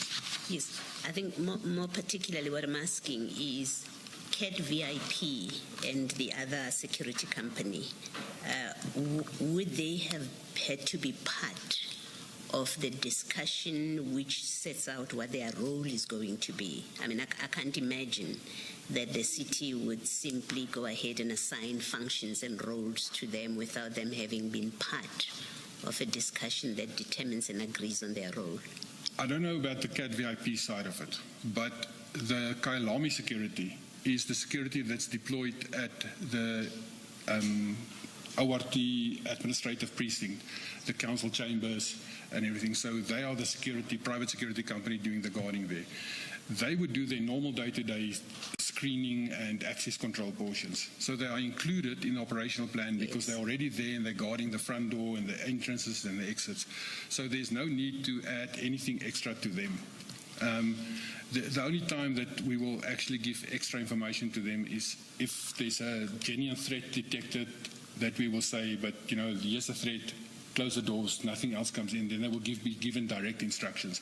But they will not really form part of being included in a pre-planning, except to say, this is the start times, this is the end times, this is the event that's going to take place. All right. And then lastly, you, in that page 24.14, you were looking at the financial implications. There doesn't seem, and please correct me if I'm wrong, there doesn't seem to be any financial implication that is attributed to CAT VIP. No, Commissioner, there's nothing there. There's nothing. That is purely our own. It's as if no one else was with us that day. That is our cost as the city of Ekurhuleni. And if CAT VIP were present on that day, then it would mean, because they're not reflected here, it would mean it was a donation. Correct, Commissioner. And you're saying the city manager would have had to have approved it. Correct, Commissioner. All right, thank you. Thank you, Mr. Thank you, Commissioner. Commissioner Spies, we now, this then takes us to your paragraph 26. You have indicated that that's what you did, where you reflect that you contacted Lieutenant Colonel Erasmus and you provided him with the operational plan and instructed him to place it in an envelope to preserve any potential forensic detail. Correct, Commissioner. That then will bring us to your next main chapter, which you had referral to the Independent Police Investigative Directorate, IPID. You deal with these matters from your paragraph 27. May I request you to take the commissioners from paragraph 27 to paragraph 33 in the best manner you deem appropriate, whether it is to summarize or read what's stated there, or both summary and direct reading from the statement. Okay. Obviously, this matter has now been investigated by Colonel Erasmus, and a lot of the evidence and everything was concluded. The Chief of Police, Commissioner Mapie, has already submitted a letter. He was already back at work then, because I was only the acting chief till the 1st of February. And he submitted a request and the dossier portion that we had at that stage to Kolani Ngisa, who was the divisional head employer relations, so that the request was that Brigadier Mkwanazi must be suspended because he could still interfere with all the evidence that is at work. And then in the beginning of March, Chief Mappier instructed me where he has had a meeting with IPID, the executive director of IPID, Mrs. Jennifer Nklaseng, and there was a meeting set up between IPID and us at the Roodepoort Police Station boardroom in Florida on the 6th of March, which we then attended that meeting, obviously from my side as instruction from my Chief of Police. But we traveled together, Colonel Erasmus and myself, with my private vehicle so that we don't leave a footprint because we're going to meet IPID. And we then met IPID, and people present at that meeting were, as I stated already, the Executive Director, Commissioner Mappier, Colonel Erasmus, and I. But from IPID themselves, there were a senior investigator, lady with the name of Nomsa Masuku, and then also an investigator with the name of Tulani Magagula. And we then, in this meeting, from our side, we discussed the matter with them, because in terms of the IPID Act at that stage, there's a section where all crime must be reported, where policemen is involved, crime must be reported to IPID. But the Act was at that stage still reading that the South African Police Services must report crimes to them. It excluded, in the Act itself, it excluded municipal police services.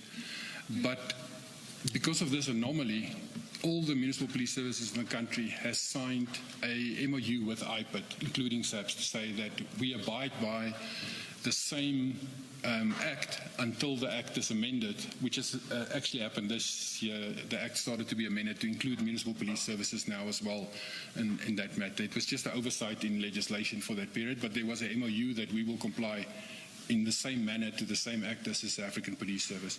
So we then obviously try to report it to IPID to say, here's a serious matter that we cannot investigate from ourselves because we don't have the investigative powers, and the more we scratch on this, the more things comes out. And that was the concept behind that we meet with them. And then while we sit there and we explain all of this to them. Apologies, Commissioner. Before you do so, importantly, can you please deal with paragraphs 29 and 30 specifically? Because the two paragraphs frame the conversation AMPD was about to have with IPID. So paragraph 20 and 29 is we detailed our concerns regarding the false registration of vehicles in the Metro Police's name and the use of these vehicles by civilians with blue lights, and then allegations of civilians impersonating municipal police officers. So that's why we requested them, because from our evidence so far, that's what we can deduct is busy happening. And we obviously then have to report it to the police, but because this is a policeman involved, we reported then to IPID to investigate everything that we do wrong.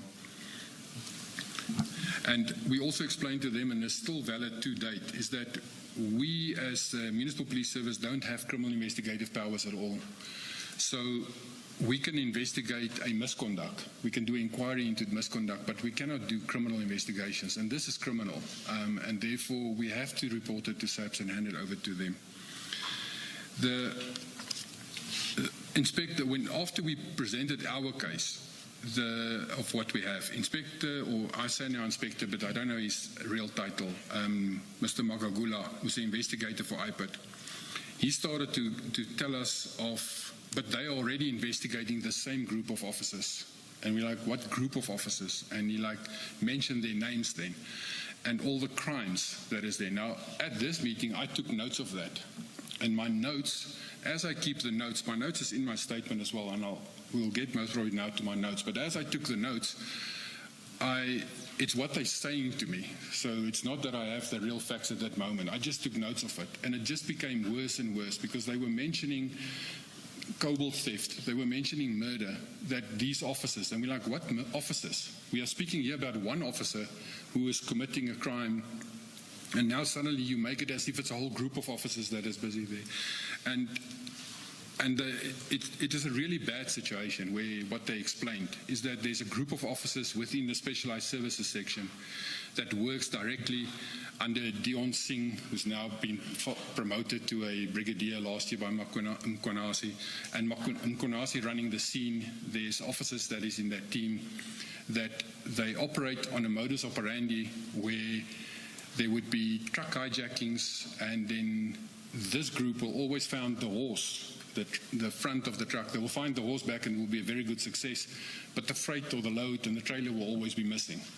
And he then went through that list to say, but there's a modus operandi where a group of police officers will then take the load and offer it back to the owner via burner phones, and they will actually offer this back and then get paid, and then the owner will receive a PIN and he will get his load and things back. So they were explaining all of these crimes to us. And then at the end of this meeting, when all the crimes has been explained to us, we were instructed by the executive director, Ma'am Jennifer Tlatseng, to say that the very next day we must hand over all our evidence that we have in our internal dossiers about any of these matters. If it touch on that, we must hand it over to them the next morning so that they can properly investigate and carry forward with this.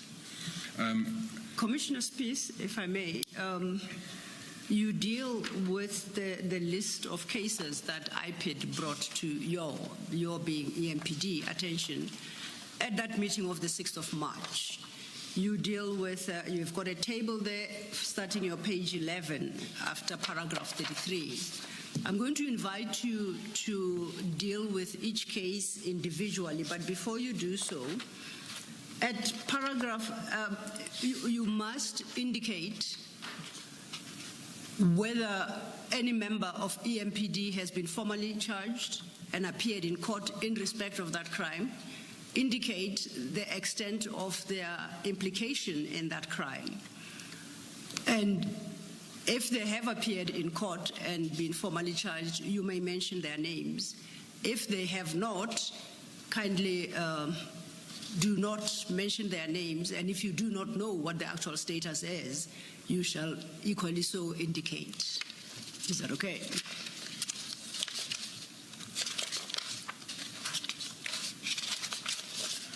So then if we start at the table, appearing at page 11, starting with under the heading case, what your table, perhaps to describe the table, you have numbered them, all of them, from 1 till 7 in that table. And then your second column is headed case, and this is where you identify the case. The third column is the details regarding the case number under which that case is registered. Then you provide the place. I take it the place is where the crime supposedly occurred. And then lastly, you give a description in the last column. So I would like you to follow a similar format where you identify the case with its case number, where it happened, and then you highlight what is set out under this description heading. I will do so, Commissioners.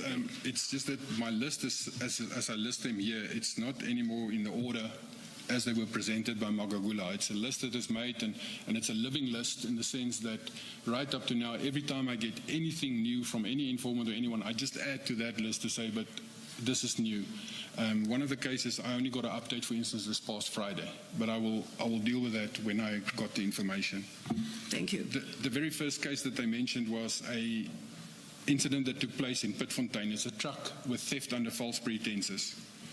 The case number is a criminal archive system of SAPS that they're using. The case number is 86 of 2023, and it's a Pitfontein SAPS case, and IPIT is obviously investigating it, this Inspector Mr. Magagula. It happened on a plot in Marigold Street in Pitfontein.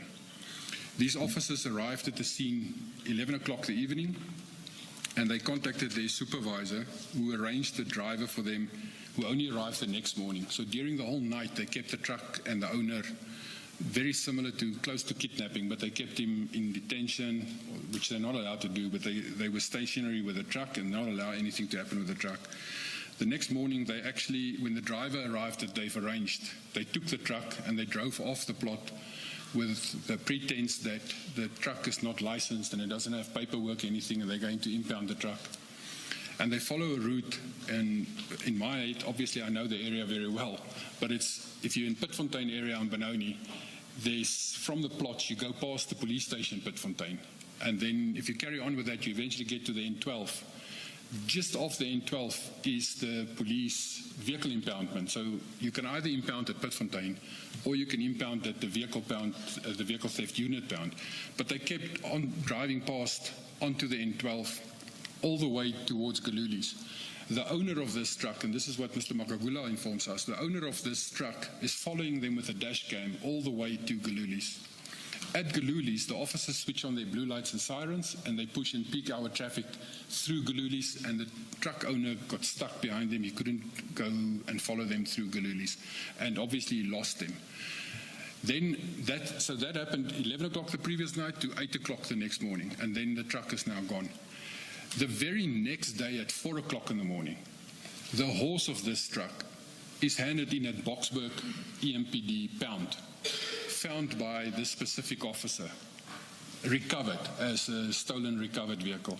The truck is driven into the pound, meaning that it's operational, the engine, everything is working, but there's no load. So no trailers whatsoever. The truck alone, the horse is driven in, and it's parked and booked into the pound legally as found back. However, the owner is then contacted to say, your truck's been found back, come look at it. And when he get there, the owner indicates that, but this truck can't drive as it is now because the gearbox controller has been removed. So the owner then alleged that the reason for that is that this is a brand new type of truck, that if you can reconstruct the movements from the gearbox controller if you are the owner or the manufacturer of the vehicle. But now the truck cannot move and drive at all. The controller of the truck was moved. But that's where that matter stopped. We provided the proof to IPID the very next day of, here's the occurrence book, here's the pound register where the vehicle was booked in. You can see which officer signed in, you can see which officer actually found the vehicle back, which correlates directly back to the officer that was on the scene that reported the initial scene. And that case is to date not concluded that we know of at all. Can I just inquire from you? You do indicate in your statement that certain members of EMPD are implicated in that crime. Do you know, one, whether any have been arrested, firstly, and secondly, if they have, whether they have appeared in court and been formally charged? Commissioner. From this specific case, I do not know if any of them have been arrested or anything has been concluded on that matter at all. This already took place in February 2023. It was right then when we had the meeting, it was mentioned to us immediately as this is a new valid case that's running at the moment. Thank you. Your next matter. The next matter, this occurred, it wasn't presented at that meeting to us immediately, but it was because we then the next day had a meeting with Mr. Makagula where we hand over information and that. This came in that same month still, this complaint, and it came from him as well to inform us that there's an incident which took place in the Hillbrow, Kensington, Johannesburg area. But this is followed up. At that moment in time, it was just informed from Mr. Makagula that this incident took place. We call it just the precious stones. But at a later stage, we received a notification from a lawyer firm that they intend to sue the city in a civil claim for the loss of this. And everything that Mr. Makagula told us is contained in this claim against the city for the loss of this. I think it is 45 million rand that was stolen. The complaint and from the claim itself, that claim was received. The sheriff of the court tried to serve it on me, and I then indicated my office in Kempton Park, and I then indicated to the sheriff, but I'm not the correct person to serve documents on. You must serve it on either the chief of police or you must serve it on the city's head office in Germiston. And I redirected him then to where the chief of police office is. And he went and served it on the chief of police office. That I know has happened. And this is one of the matters where the chief of police took this claim and he went to the city manager. And this has been reported to the chief, to me. When he took it to the city manager to say to her, here's a civil claim where the same group of officers are involved again, the city manager made it off as if the chief of police is directly going after Brigadier Makwanasi. And she lambasted him. That's what he informed me. She lambasted him, and we should step out of this matter and not get involved into it at all. But from the claim itself, what I can deduce from that is that in the claim is that it was precious stones And at that stage in my life, I only know that diamonds is precious stones. But this is sugolite, which looks like dirty rocks to me, but it's apparently a very expensive precious stone as well. And the owner of these rocks or precious stones was, what I understand, was in the process of exporting it out of the country, and he already had approval for that. And then our officers arrived on scene in uniform. What they did is, they went before that to the South African Police Service police station in the area. They signed on in the SAPS OB, and then from there, they took SAPS forms, a yellow form of how evidence get disposed of that have been impounded. They took that, go to this person, and then took the stones away from him as if it is being, he's in possession of precious stones that by law he may not be, and they're going to impound this. So they took this away from him. And then they gave him this form to say, but, you know, yes, your receipt and proof that we took it away. And he, when he went to complain to the police doesn't know about this at all. And then eventually the matter was escalated and reported to IPID. And when IPID saw his CCTV photos and video, they immediately can see it's the same officers that is from EMPD, and they linked him in that manner. And that case has criminally also not been resolved that I know of at all. And the civil claim side is that I just know that it's been handed over to the city manager, and then it went to Bihari. Thereafter, I don't know what happened with it at all. Now, do you know if any arrests of EMPD members were made in respect of... No arrest for this matter that I know of has been made. And they were at the scene itself on the photos. There were civilians, or a civilian, that later on that civilian gets mentioned more and more because he's a civilian that he works and operates as if he's a Metro Police officer with them the whole time. But there was no arrest that I know of for this matter. Okay. Commissioner, you said IPID deals with criminal issues, but EMPD and by extension the municipality deals with HR issues. Were these officers ever suspended or subjected to any HR-related disciplinary process? Not for this matter so far. Well, there is one matter where, the very next one. But for these matters, nothing has been done yet to them. And lastly, do you know whether or not these semi-precious stones were ever recovered, or you do not know any progress? From my knowledge to date, it's never been recovered. Thank you. Commissioner, you in that explanation block, you say a female officer received a call whom she referred to as the boss, in quotes. The female officer took photos and then phoned the boss back again. She then said her boss arrived and parked on the wrong side with another lead to Killarney. Is that what Mr. Magagula told you? That's correct. Has been reported to him? That's correct, Commissioner. Okay. And then further on in that explanation, further down you say, and Magagula, in brackets, IPID, I don't know if you see where I am. Correct. He said he got his firearm licenses within 3 weeks. What is this about? That civilian that he mentions there, which, because I can't mention his name because he hasn't been charged or anything of that, but the civilian whom Magagula mentioned there is also owner of a private security company. And Magagula then mentioned and says, yes, even this person has the private security company. He's got contacts in SAPS because he gets his firearm licenses within 3 weeks. It's just something that Magagula said. I don't have any proof or anything to that matter.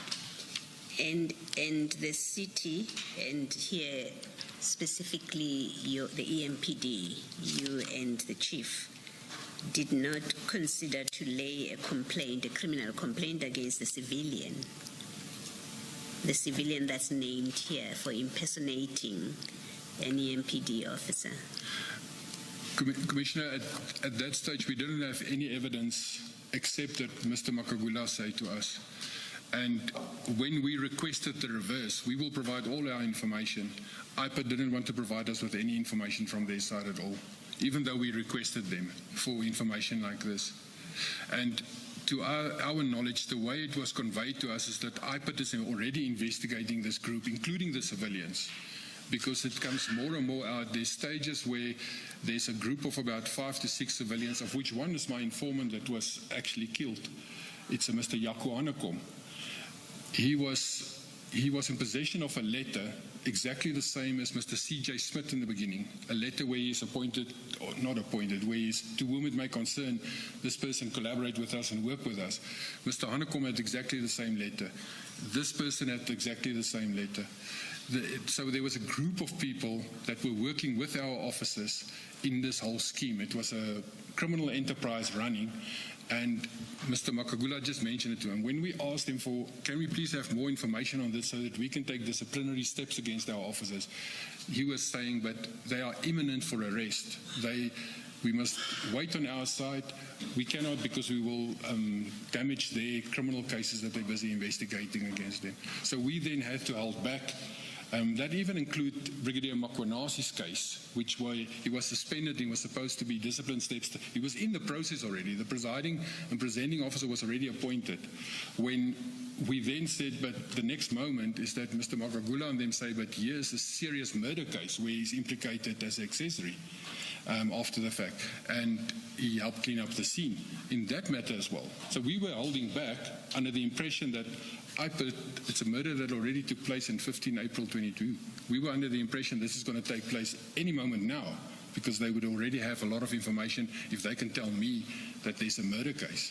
And that's why IPA didn't want to give us really any physical information or anything back to us. They were investigating the docket, which we then had to obviously respect, because they are the investigating officers in this matter. Okay. Thank you, Commissioner. Thank you, Ms. Thank you, Commissioner Baloyi. That then brings us to the third matter on your table.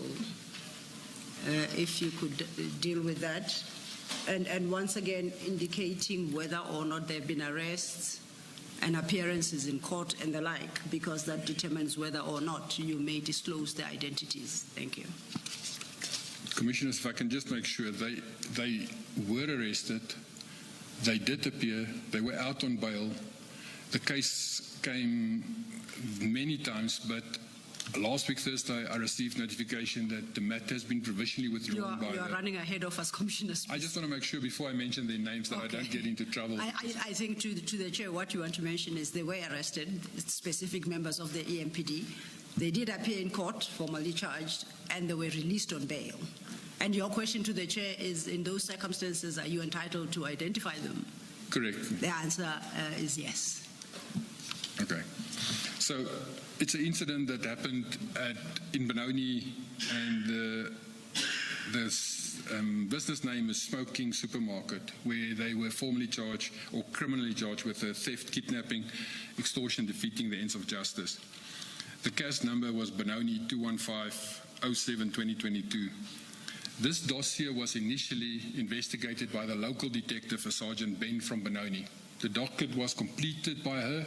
It was already presented to the control prosecutor.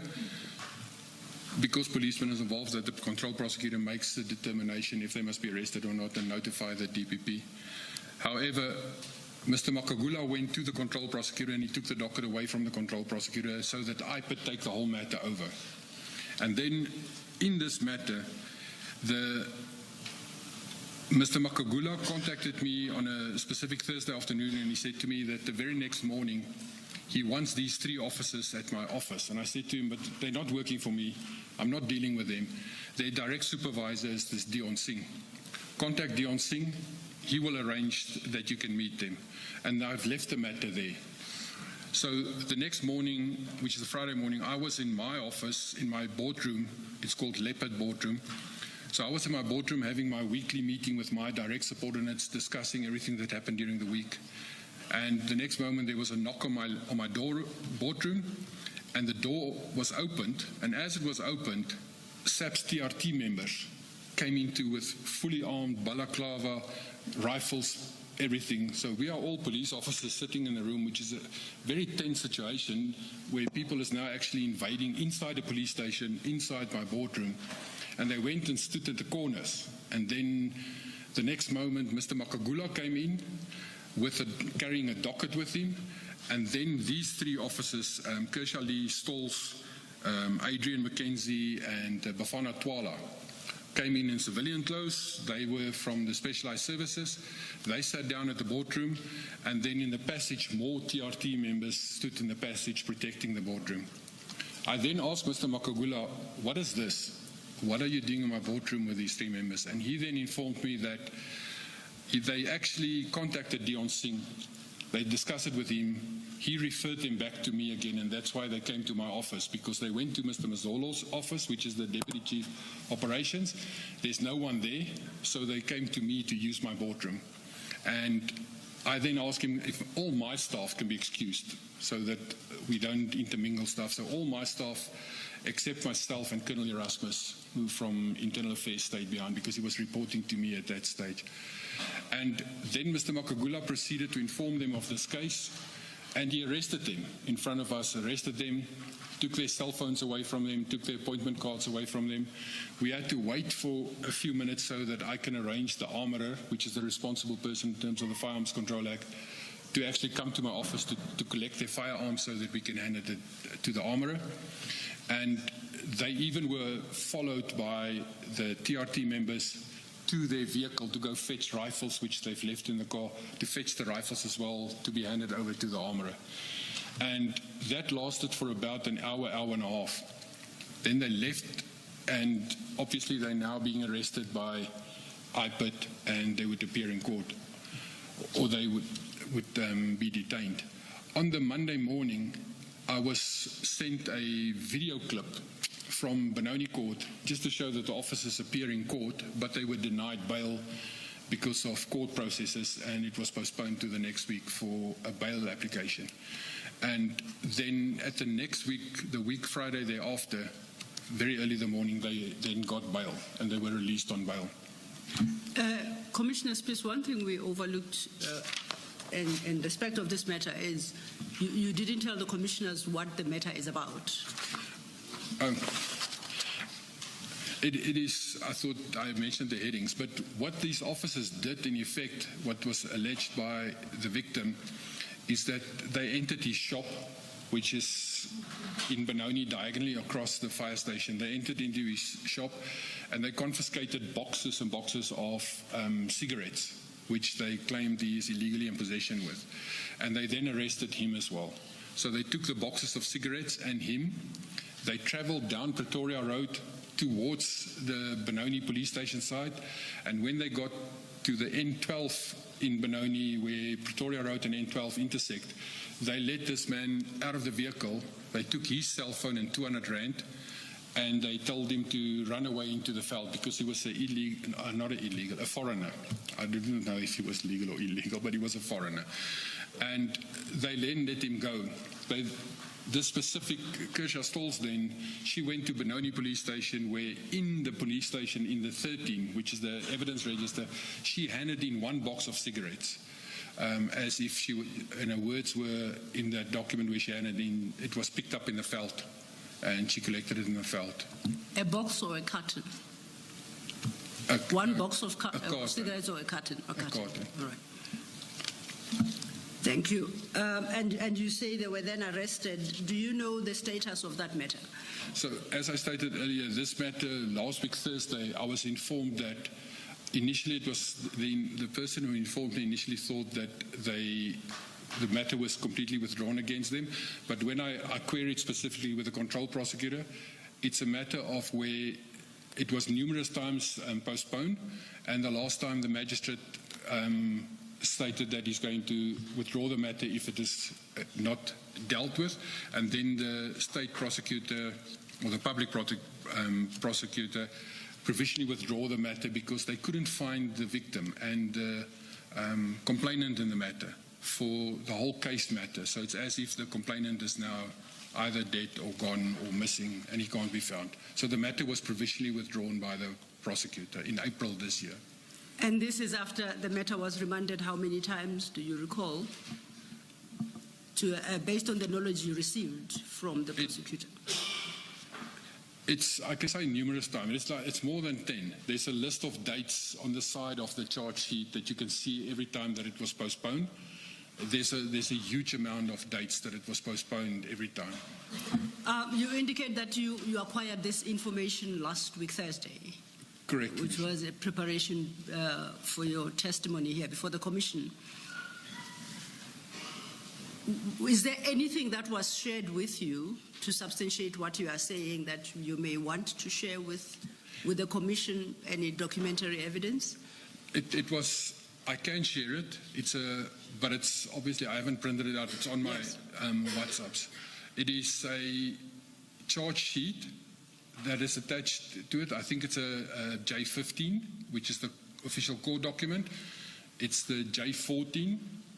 And then for every charge that was like the kidnapping and the theft and the extortion, there was a annexure that lists, normally when it's presented to court, it's what the prosecutor would present when they are found guilty so that the magistrate can just sign it. It is the actual charges. And the versions I received is copies that was certified as true copies by the clerk of the court that made them. And then on the J14, which is normally the previous convictions of a person that would be read into court. On that J14, on the right-hand side, it states that provisionally withdrawn by the public prosecutor, and it is signed off by the clerk of the court as true copies of it. I have that. Could you make that available to us, and commissioners will attach it to the statement? We will sort out the annexure numbering for its purpose, as it's a late submission. But we will update your statements and the files accordingly. Do you have a date? Do you recall the date on which the matter was withdrawn eventually? It's April this year. April I don't have the 25. exact date, but it is listed on the charge sheet itself on the right-hand side. The last date is mentioned. Okay. Are you moving, yes, Commissioner. Are you moving to the next one? I was about to. Okay. On this one still, in your explanation column, the very last column, you've used the word, then they kidnapped the manager. And when you're testifying now, you said they arrested him. Is there a difference, and what's the significance of the difference? Commissioner, when you do a legal arrest within the realms of the law, and you go and you arrest by law, and we cannot detain, we can arrest. So if we arrest, we must immediately hand over to SAPS as soon as possible, and SAPS will then detain. If the process is legal, then it is an arrest. If I act outside my scope of mandated and my powers and my functions, the member of the public will think he's being arrested, but I actually kidnap him in law because I'm acting illegally. And then it's not an arrest anymore. So when we speak between us, it was because he was illegally arrested. There was no reason to arrest him. He was then taken from his store where he's under the impression he's being arrested. From the other side, it is actually, and then they get to the highway and then they let him run away because he's a foreigner. That action is actually kidnapping. So the difference between is when you do it correctly and legally and you hand him over to SAPS and it goes through the papers, it is a legal arrest. However, when you take a person and he's under the impression he's being arrested and you do something to him, that is kidnapping, in my knowledge. And then secondly, the arrest that happened in your boardroom by IPID, when was this? Do you have a recollection? When about, even if it's not exact? It's in March. Let me just see when Hanekom was. It's 2 weeks before Hanekom was killed.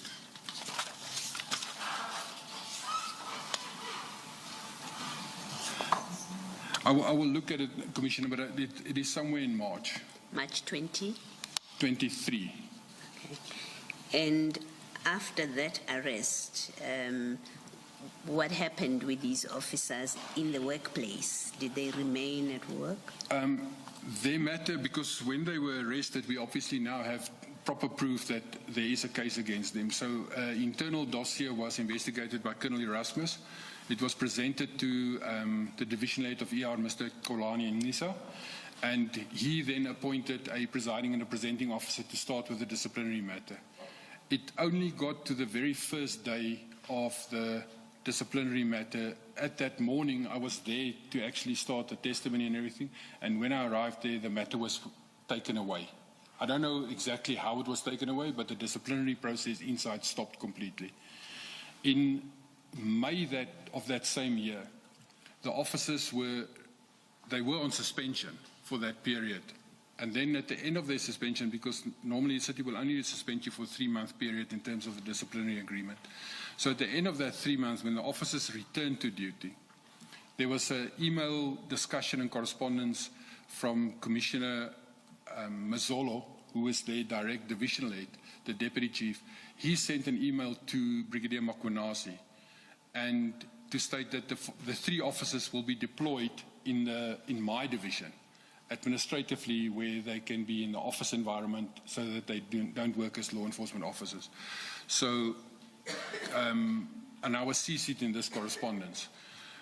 Kershaw Lee Stolz was placed at my Alberton Fine Administration Office, resorting under the command and control of Senior Clerk Veronica Brits, and Officer Mackenzie was placed at Nigel under Senior Clerk Juanita Marais, and Officer Twala was placed in Boksburg under the command of a Senior Clerk Patty Peterson.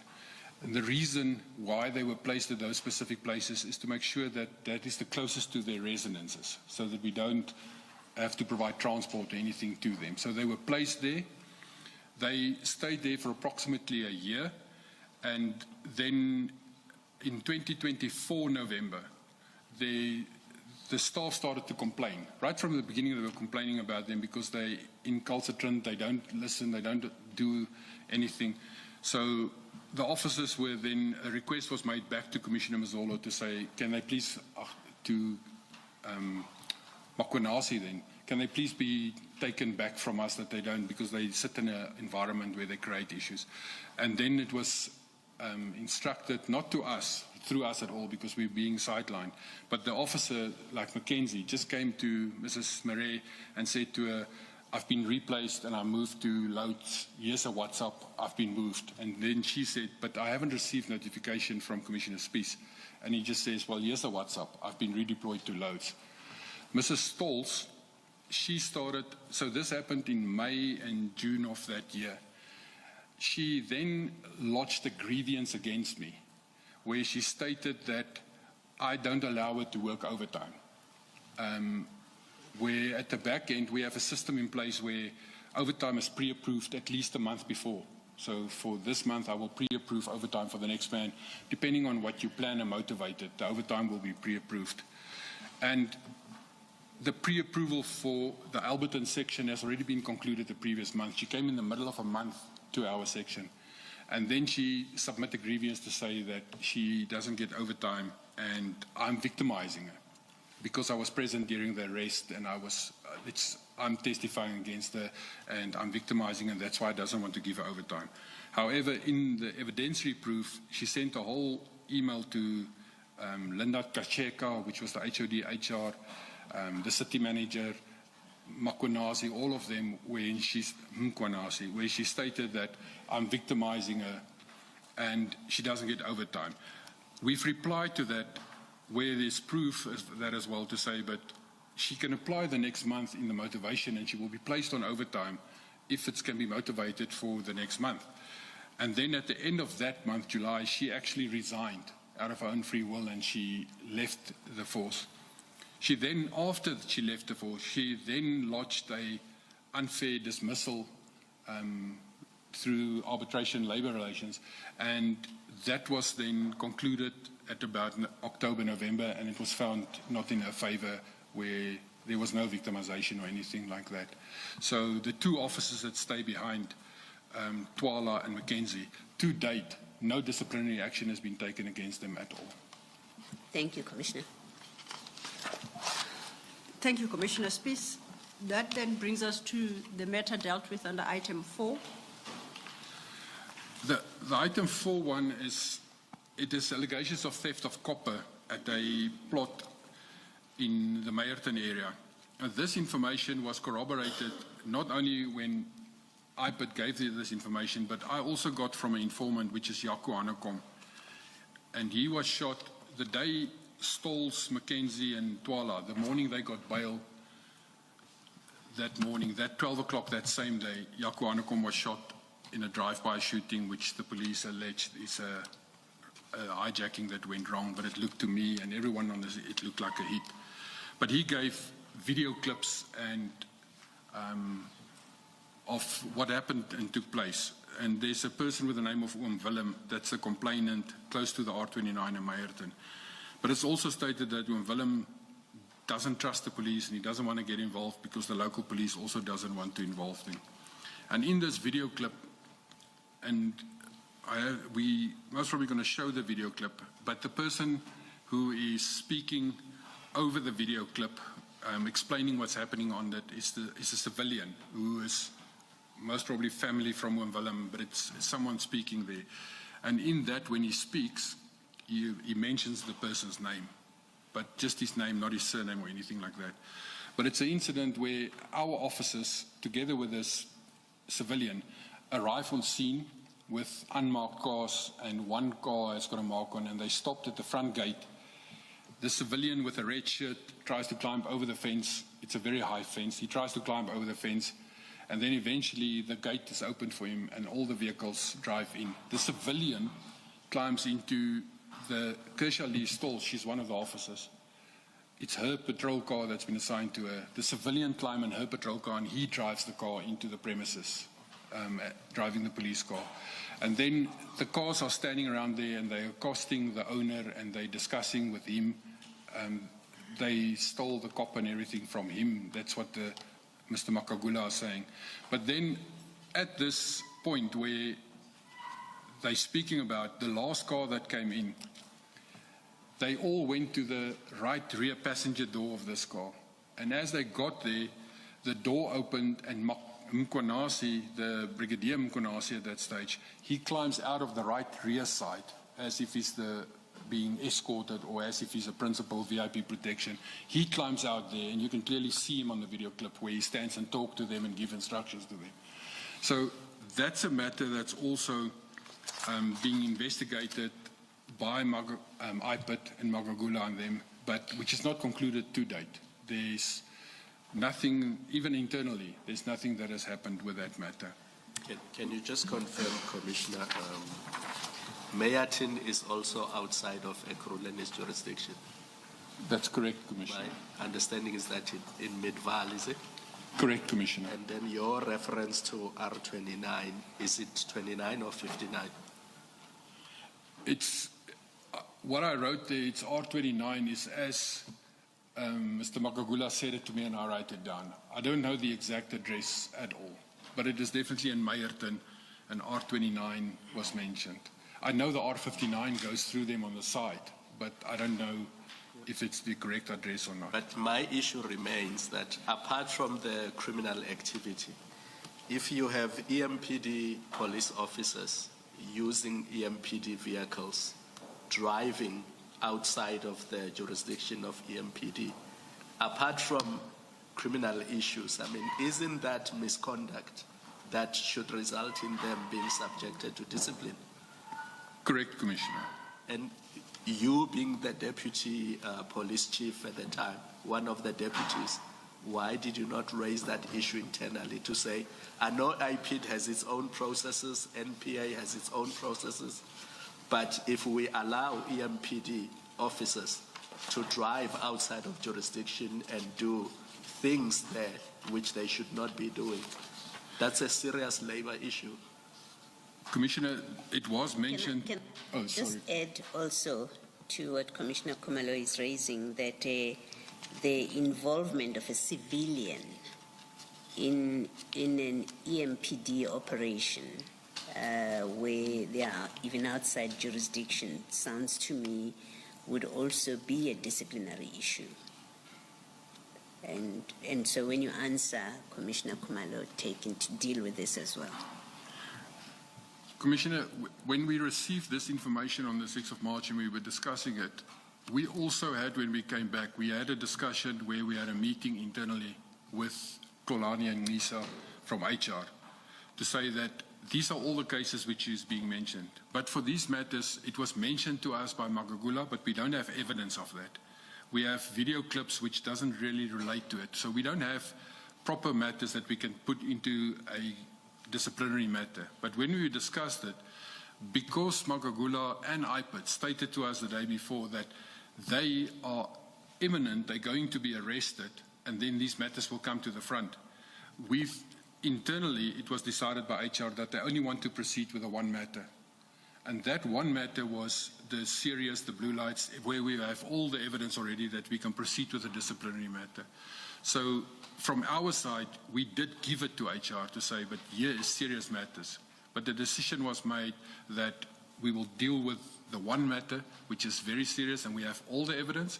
The others are proper hearsay. We cannot really deal with that at that stage in time. Commissioner, my concern is that there are this many issues.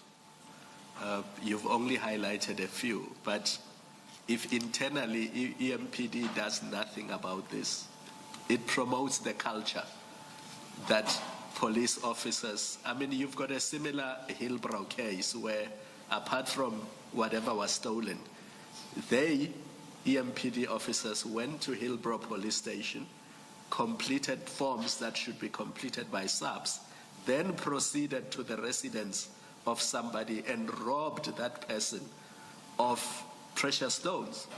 But again, no HR-related consequences. It's almost like EMPD and Ekurhuleni leave those issues to IPID, and they do nothing about it. And this promotes a culture within EMPD of impunity. Commissioner, it's very true what you say, but the atmosphere and the environment where we operated, Brigadier Makwanasi and his unit, the VIP protection side, the specialized services, and all of those officers were very seriously protected by the city manager, by the head of legal, by the head of HR. There's even a nickname that we used to use for the city. It's not the city of Ekurhuleni, it's Kemashli, which is the abbreviation for Kemi Bihari, Imogen Mashazi, and Lindat Kasheka. They protected Brigadier Makwanasi to the extent that I cannot explain to you the victimization even I experienced, where I was completely pushed out. In the structure itself, I was appointed as a Section 56 employee with a fixed term, fixed performance contract. However, in 2024, Council adopted a new structure which changed the whole structure of the Metro Police, that they report now to a civilian. They don't report as per SAPS Act anymore to the city manager and accountable to her. My position where I was appointed in, the Deputy Chief Auxiliary and Support Services, was completely removed of the structure. When I queried it with the HR people as to why would there not be a support and an auxiliary, how do you get rid of me? I'm still in the post. The words that was directed at me was, you will sit here and read newspapers for the next 3 years till your contract ends. So there's and I touched later on it, there was even meetings held where the city manager absolutely unprofessionally pushed us aside and actually tries to forcibly interfere into our matters. They were properly protected. Doesn't matter what I say or do. I will touch on it. There will come to a point where it deals with vetting. It deals with criminal records, where the manner how it was being dealt with. So there's a situation of fear in the Metro Police against this small group of officers that has completely taken over the city, but with the protection of the city manager, the head of HR, the head of legal, who's protecting them. There's even false reports being generated and created where they try to push us and get us out of the system and to push us aside. Thank you, Commissioner Khumalo. You then have given a brief overview of this Merton copper theft case. You have a date in the fourth column, 16/2022. Is that when it occurred? That's the date that the original crime occurred. You, in your testimony, referenced videos, which now you've made available to us. And once again, Commissioners, if you could just make a note for yourselves. We will update your files so that we formally introduce them as annexures to his statement.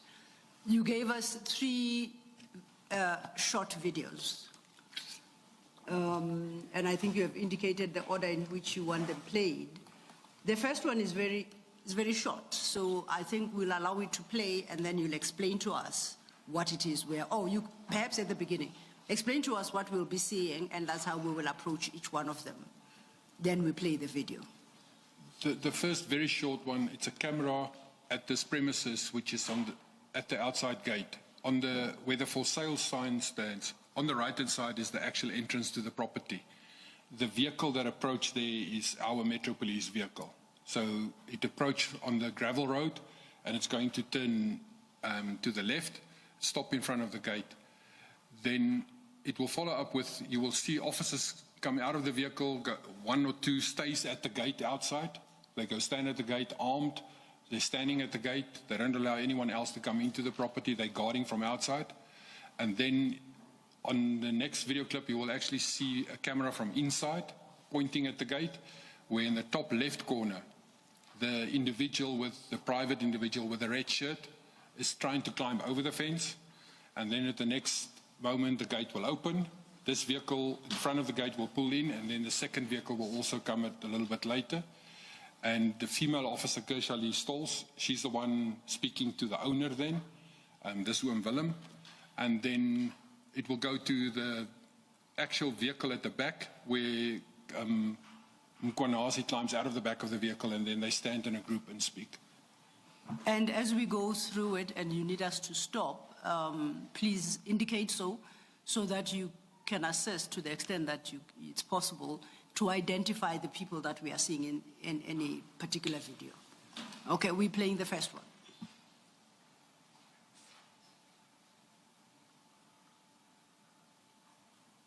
Ja, doe maar eens lang zo.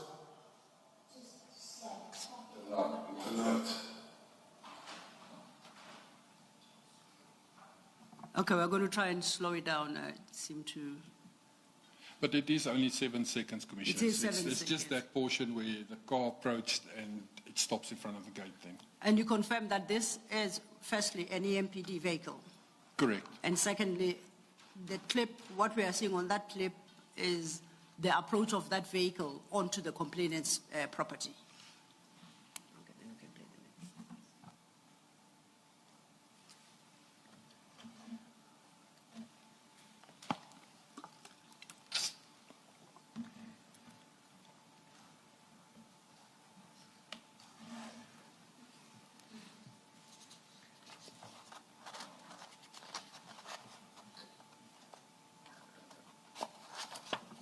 We start the next clip.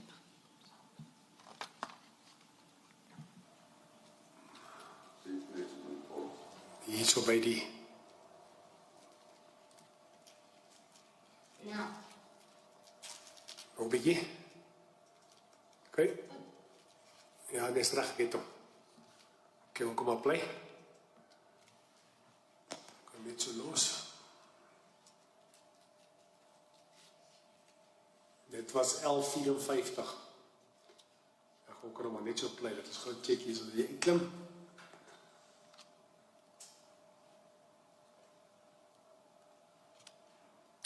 That is Etienne. That's the Etienne person, the civilian climbing out of the passenger. And you say that's an unmarked EMPD car So that is coming out both of. vehicles is unmarked EMPD vehicles, and that civilian is the one that they will refer to as Etienne the whole time. Thank you. Thank you. Ja, dis Kershaw. The officer on the bottom right-hand corner with the black hair, female officer, that's Kershaw Lee Stolz. And then the officer, I don't know the other officers by name, but they are from the specialized services. The one with the denim on the left-hand side, I don't know his name, but he also works for us. And you know that you don't know his name, you know he works for you. How? Have you seen him? Because it's been confirmed by everyone that looks at this video. They know, the officers on the ground knows them. I just know that they say, this is our officer, and some you can see in uniform, it is our officer as well. This one in the red shirt is the only civilian one that we know that doesn't work for us. Thank you.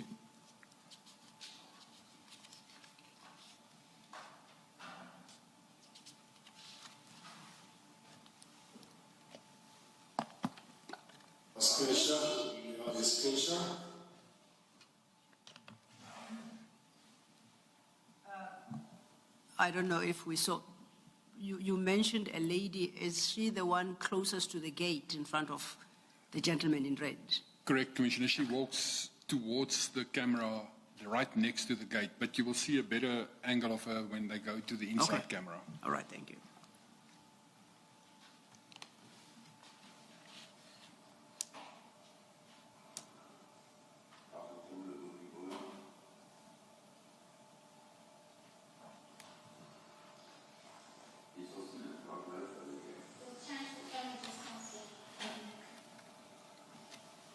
It's 11:54.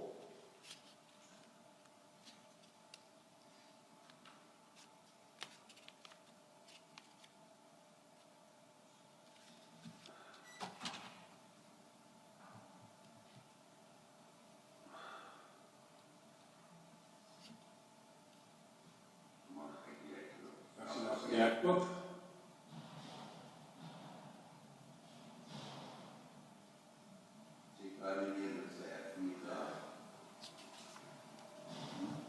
If we may pause, can you identify the person on the screen now? That's also one of our officers dressed in a golf shirt, but with our cap, EMPD cap, and then the EMPD pants and a rifle and everything. I also don't know his name, but the officers know him, that he's from Specialized Services. Okay, thank you.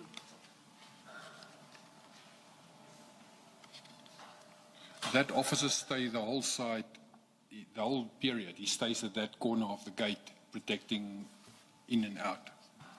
This particular... that particular officer, he doesn't come into the premises. He stays at that gate, guarding the gate. Okay. Before we proceed, the visuals, the facial visuals here of this officer in particular, it's not very clear, but from what you have viewed, and you say he's identified as one of your officers, are his facial features clear enough to see who it is? Commissioner, it's what we do with the officers. It's because we know we work together with them. For instance, Officer Stolz, there's in the Metro Police in Ekurhuleni, there's only 5 white female officers, and there's always a misunderstanding between my wife or my life partner and Officer Stolz, because both has got long hair, black hair, and both is about the same height. So there's always confusion about that, and therefore I can immediately, when I see them, I know the difference between my wife and Constable Stolz. We would hope, So Commissioner. even in the way she walks, and Officer Stolz, I know her much better than the rest, because I was in charge of the Ekurhuleni shooting team for Metro Police games and things like that, and she was one of my members on my shooting team. So I know her better than what I would know all the other officers that is in Specialized Services, because she was in my shooting team for close to 4 or 5 years. And then the resemblance to my wife, where she gets confused. The only difference really when you see quickly is that people will confuse them, but we won't, because she's got tattoos from her, tribal tattoos all over her arms and her face, where my wife doesn't have tribal tattoos.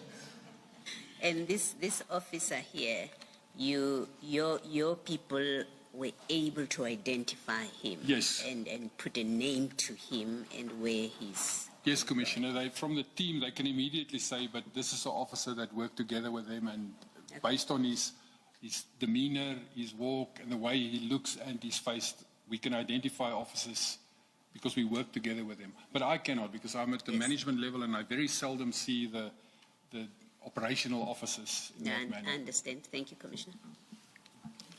Thank you, Commissioner Baloyi. We continue with the tape.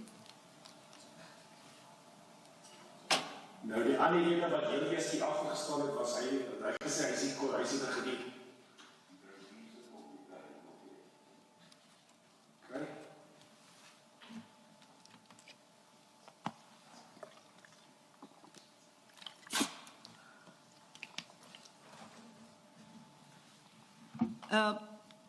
And I think we will also do it formally. But are you able for the moment to translate the conversation in Afrikaans, just to give everyone a sense of what's being said? I can, Commissioners, I just haven't listened to that last words, but they... No, but just generally what the conversation is about and...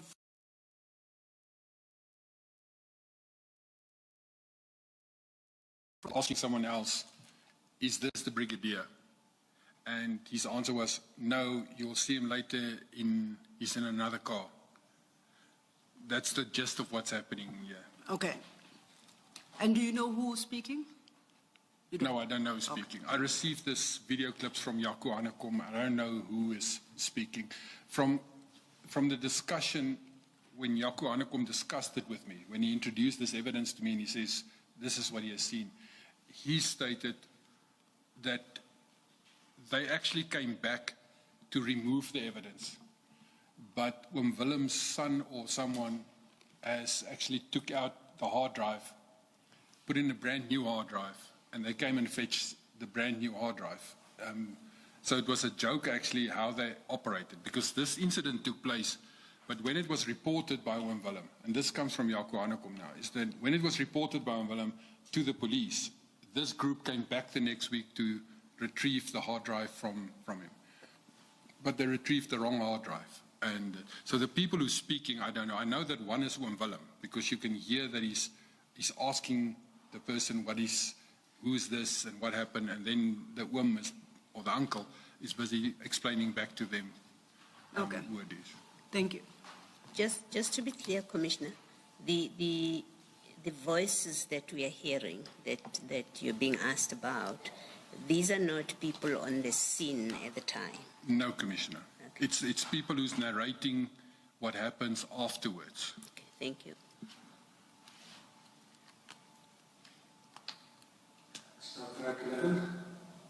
He's pulling in. And then the second car is coming in as well. We're going to stop and then show the inside camera.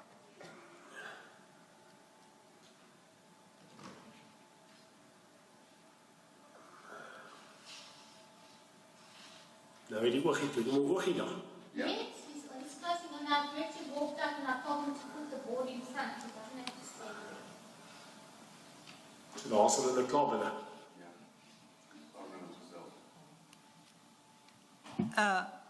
Before it ended, the gentleman in blue and a cap, is that a rifle in his hands that he's got? Correct, Commissioner. Okay.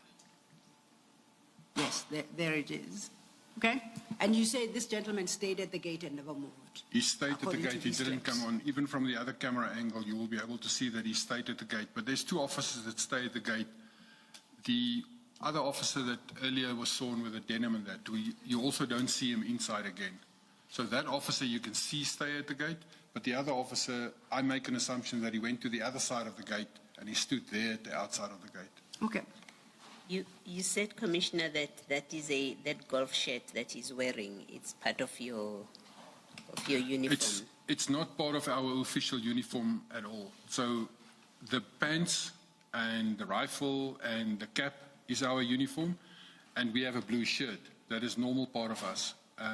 But the specialized services, they would use out of their own, on most probably direction of their brigadier, they will use a blue golf shirt. But it's not provided uniform, that shirt itself. Can we just go back? I thought I saw that at the back. It's written EMPD. Am I wrong in my observation? At the back of the shirt? Yeah. It would be embroidered by themselves. Okay. I think you can stop. I think it's much